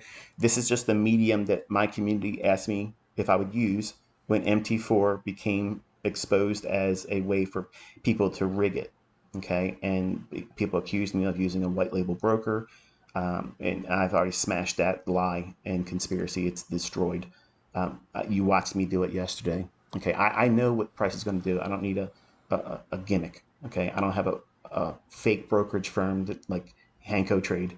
Okay, oh yeah, they make this person look like he's made a lot of money, and I can go in and edit my trades, and that way you can get other people to go in and sign up with them. They can lose their money, and these types of brokers, keep the money because they debook you, and that's an opinion. That's not my opinion. I've heard other people say that. So just for the people over at Hanko Trade that want to send me some mail, just know that I'll respond to that accordingly as well. I'm using an analogy that's been said and bandied about by other people. I would never trade with Hanko Trade, by the way. But the point is, I'm using a medium that the community introduced to me. I didn't even know anything about trading it. So don't think that this is an invitation for me to make money. There's no business arrangement with me. TradingView has asked me in the past to have some kind of partnership. I have declined that. I still have the messages that's been screenshot. I can load that up on my TradingView and show it to you. But for privacy's sake, I'm not going to disclose the person from TradingView. But I've been honest. I've never had an affiliate with anyone. So my opinion is always raw. It's honest. And sometimes it's going to be appearing disrespectful to them if it's something I don't agree with. If I say there's something that there's a problem with, I don't like it. Like, for instance, FXCM. I think they're a shit broker, and they should have been shut down entirely, not just move out of the United States. But that's my opinion, right? It's my personal experience with them, and I'm glad that the U.S. can't deal with them. And they did you a favor by leaving. Long story short, he has a task of securing on Black Friday a trading view plan or membership where he has real-time data. So he has what? He has a few months because Black Friday is in November. So he is not going to need or require live real-time data at all because I'm providing that perspective. I'm providing that. Okay. I'm coaching him along. And then because he's doing it with a delayed data, I am pointing at real-time data and a setup that I'm expecting to take a trade on, drawing to a pool of liquidity, whether it be relative equal highs or relative equal lows. And then he has the benefit of not even having any hindsight advantage because he's now, what is it, 15, 20? I don't even know what the delay is. Okay. Whatever the delay is on TradingView, like if you don't have a membership and you're looking at the futures chart, I don't know what the time limit or deferred delivery of whatever the real-time price is right now for me or anyone else that has real-time data versus what TradingView shows you. Like I don't know what that is. But Caleb doesn't have any advantage. He doesn't have any resource to tap into to see, okay, I want to impress Dad, but I'm going to cheat and I'm going to look at a chart that has real-time data. I know it's going to go there in the next couple minutes. So therefore, I'm going to trade this, or I'm going to say it's going to do that. See, he doesn't have any of that. So because of that, he has a unique perspective. As me, as his dad, I have the experience. I can see it real time and know what it's most likely going to do more times than it's not. And then I enter a trade. So he can see Dad doing it right, Dad calling it, Dad executing on it, Dad managing a real stop loss, managing the stop loss throughout, and then watching the targets get hit, or if it reverses and takes me out with a stop loss that prematurely exits the trade. He sees all that stuff, as it's going. I update it constantly as it's going on. But then he has the ability to see the trade forming with me, telling him what I'm doing with my account with real-time data. And it's a unique learning experience because number one, he has me telling him what I'm doing real time, but then he can stalk the chart. He can see it as it's forming, knowing that I have placed skin in the race with my execution. I have faced the save. I have money to lose. I have profits to make. I have a real management engagement with this idea. Whereas he has just the luxury of, I don't have to be right or wrong.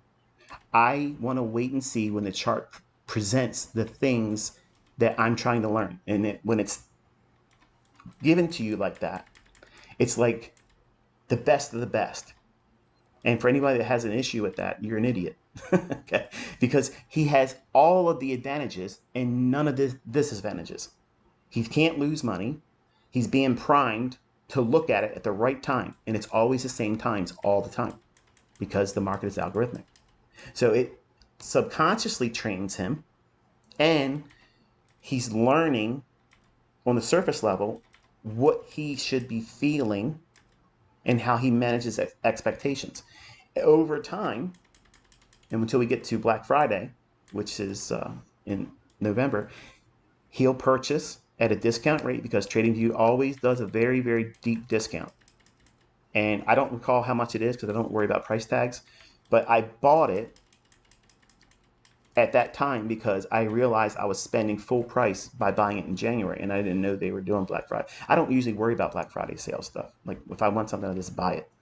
And I don't really care to know what it costs. I don't shop around and try to get a good deal. I don't give a shit. If I want something, if it's in front of me, I'm taking it home with me.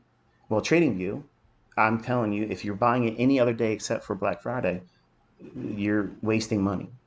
So there you go.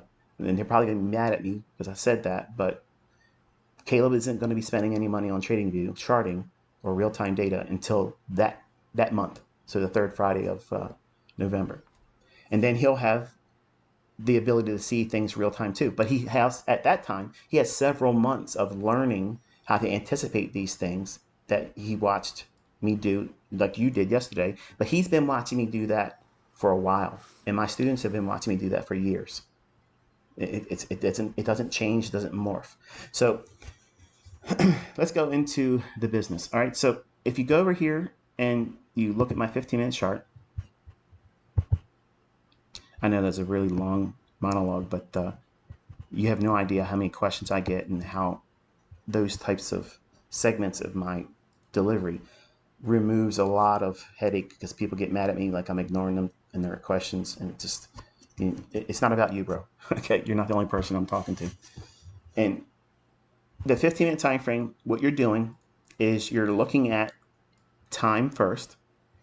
And let me first cancel out the confusion I probably caused some of you. So here's 7 o'clock in the morning today. All right. You want to put a vertical line on that. It doesn't need to be a very bold color or anything like that. You want to just be able to annotate 7 o'clock. Okay. The things I mentioned yesterday where I said you want to start at 7 o'clock in the morning, that's true, Caleb. You don't want to look at anything prior to 7 o'clock because you are not versed in anything with the London session. I'm not expanding your focus and time beyond the scope of 7 o'clock in the morning, New York local time. That's your punch-in time. Okay, that's the earliest you can refer to in price. If we look at, now pay attention to this, okay, because this is going to answer the confusion I caused yesterday without really wanting to. At 7 o'clock in the morning, that begins your hunt for relative equal highs or relative equal lows. What I meant to say, but I wasn't very successful or articulate in the way I said it, is when I was referring to the London session, you do not, this is the part where I said this is really important, this is key takeaway information, do not look for your relative equal highs or lows prior to 7 o'clock, Caleb. Because you are not versed in anything with the London session.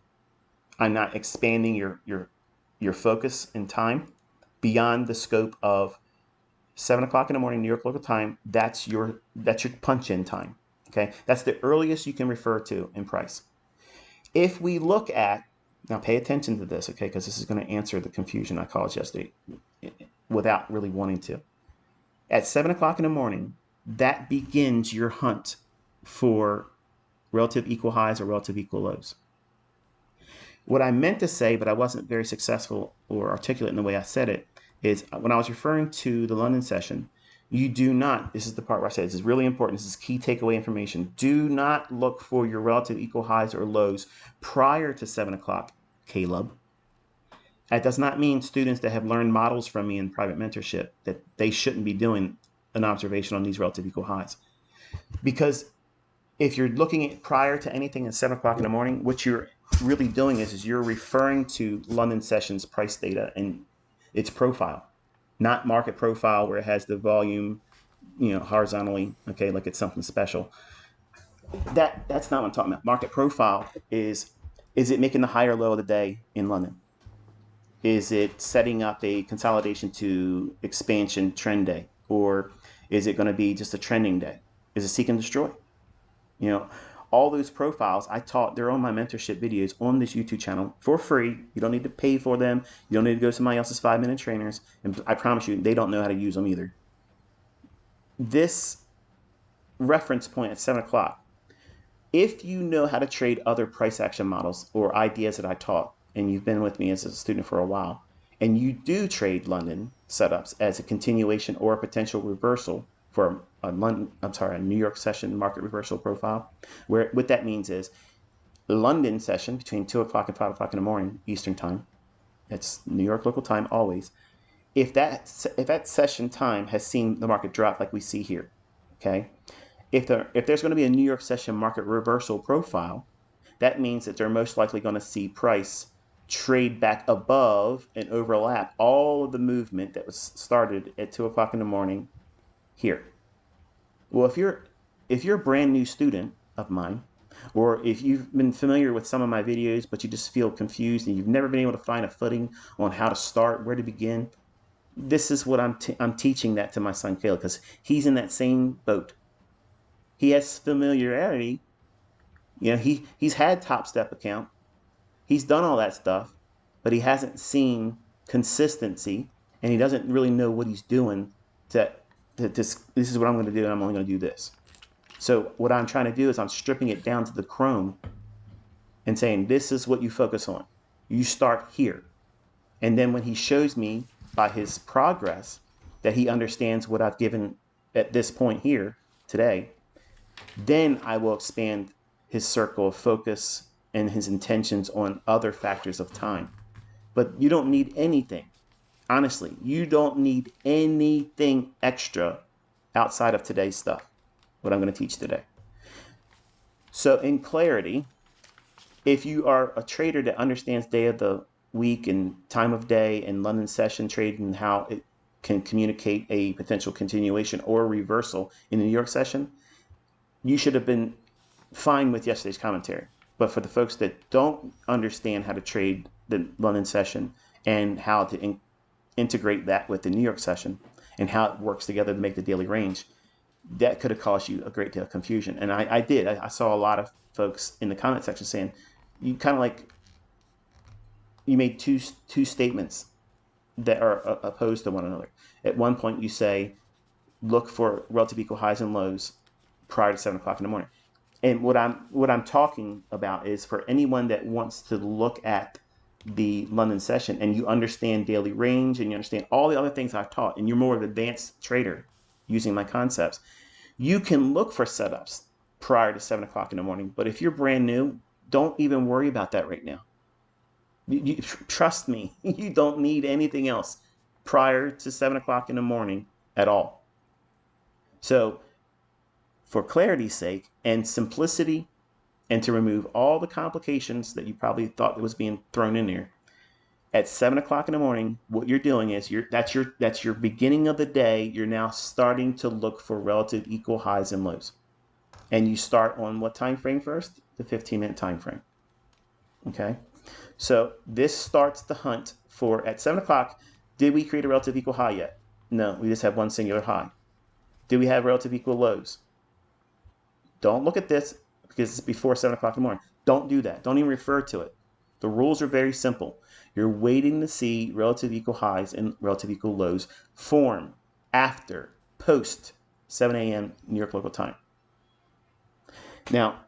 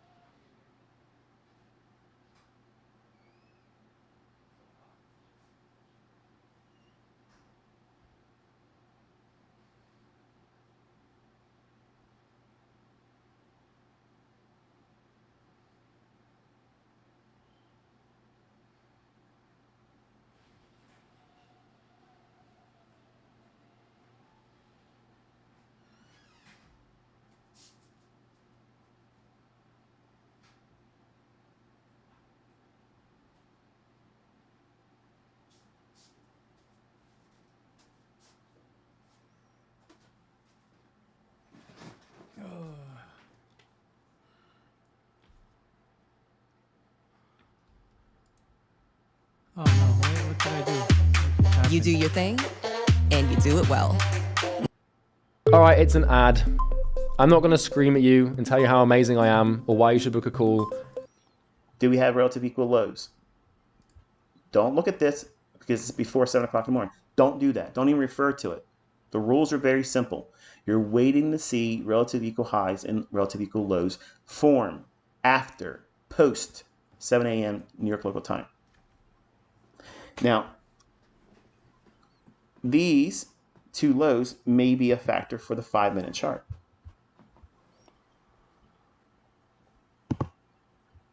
So we're going to go to the 5-minute chart and expand that.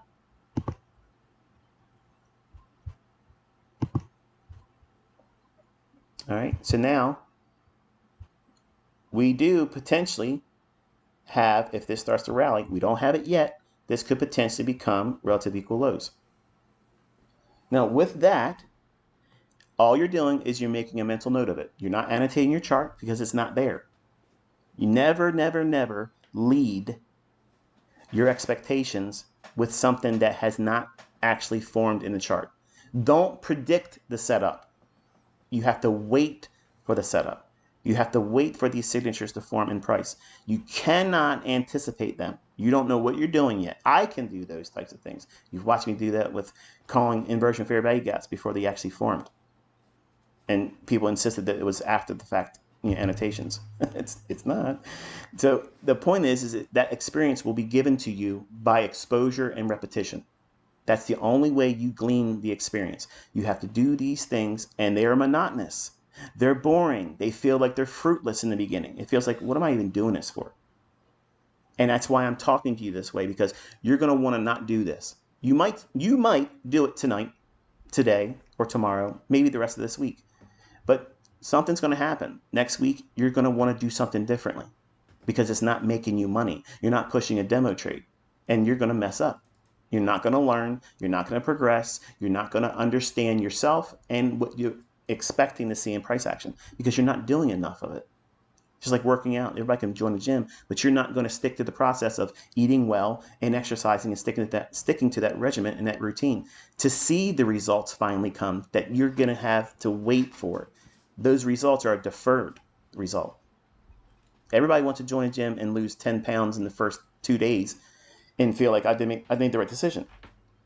But you have to submit yourself to the process that these results that you're wanting, you're going to have to wait for them, but you're still going to have to do a lot of work every single day working towards those results that will come later on. That's the problem with millennial mindset in trading.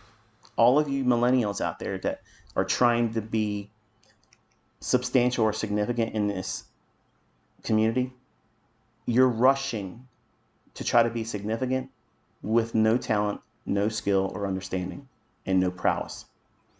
And if you do what I'm teaching you today, you'll get that for real and honestly. And in that skill set, no one can take it away from you.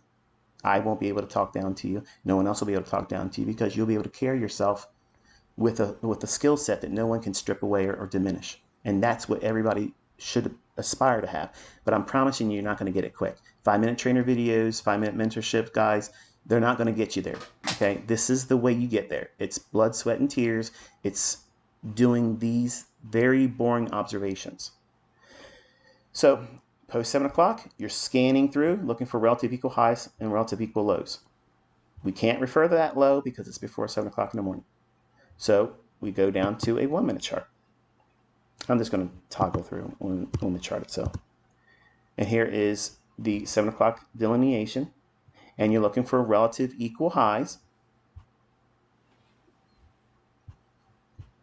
Now, these have already happened, okay? So that's something that you could have observed at the time at 7 o'clock in the morning. We weren't here, obviously, at 7 o'clock. But it ran through there. So what did this do? Okay, think about what I was talking about yesterday. There's 2 different characteristics in price delivery that is a very, very simple perception of what price has done. It took an area that's smooth and made it jagged. So what happened here? This was an engagement for liquidity. So what did it do? It took buy side. After it took that buy side, where did it go directionally? Lower. So if it's done this type of work, then you have to go back through this price leg from here down to there. See that? So what you're going to wait for is something after 7 o'clock in the morning to create relative equal lows.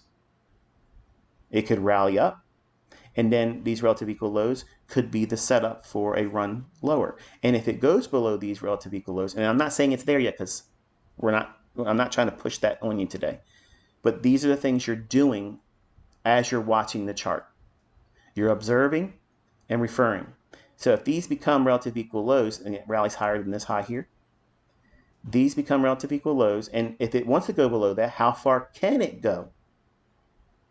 Refer over there. That's not the same thing as looking at relative equal lows before 7 o'clock. You're just looking for liquidity for the sake of just simple liquidity. And you're referring to how far can it go beyond relative equal highs or relative equal lows. You got to look at market structure outside this parameter. But initially, all you're looking for is to get a draw or a short-term bias on a time frame, whether it be 15, 5, or in this case, 1-minute chart, where it affords you movement. You're watching to see how it attacks or tracks to a relative equal low or a relative equal high. We already see that they've done some work up here. There was a shark frenzy, okay? There's blood in the water up here. We don't want to trade up into that. We don't want to trade into this because they've already done a lot of things in here. So what we're doing is we want to see it try to make an attempt to run out some kind of a relative equal low. That's what you start with. It doesn't mean you're right. It doesn't mean it's going to pan out. It's just that's what you start with. That's the process. So you work from the 15-minute time frame, look for relative equal highs, relative equal lows after 7 o'clock in the morning. Even if you see them obviously right before 7 o'clock or during the London session, ignore them. All you're trying to do is learn how to encapsulate price action. If this price, all this price action here was over the course of, I don't know, 15-minute time frames or 30-minute time frames, and this was the close at 4 o'clock in the afternoon New York time, what that would indicate is that this was the daily range. It created the Judas swing here, it dropped down, and it came off the low to close near the low of the day.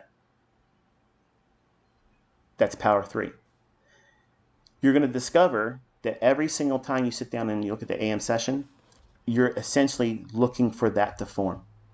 You're looking for some fake. All right, I'm done with the stream. I'm gonna just take a break now.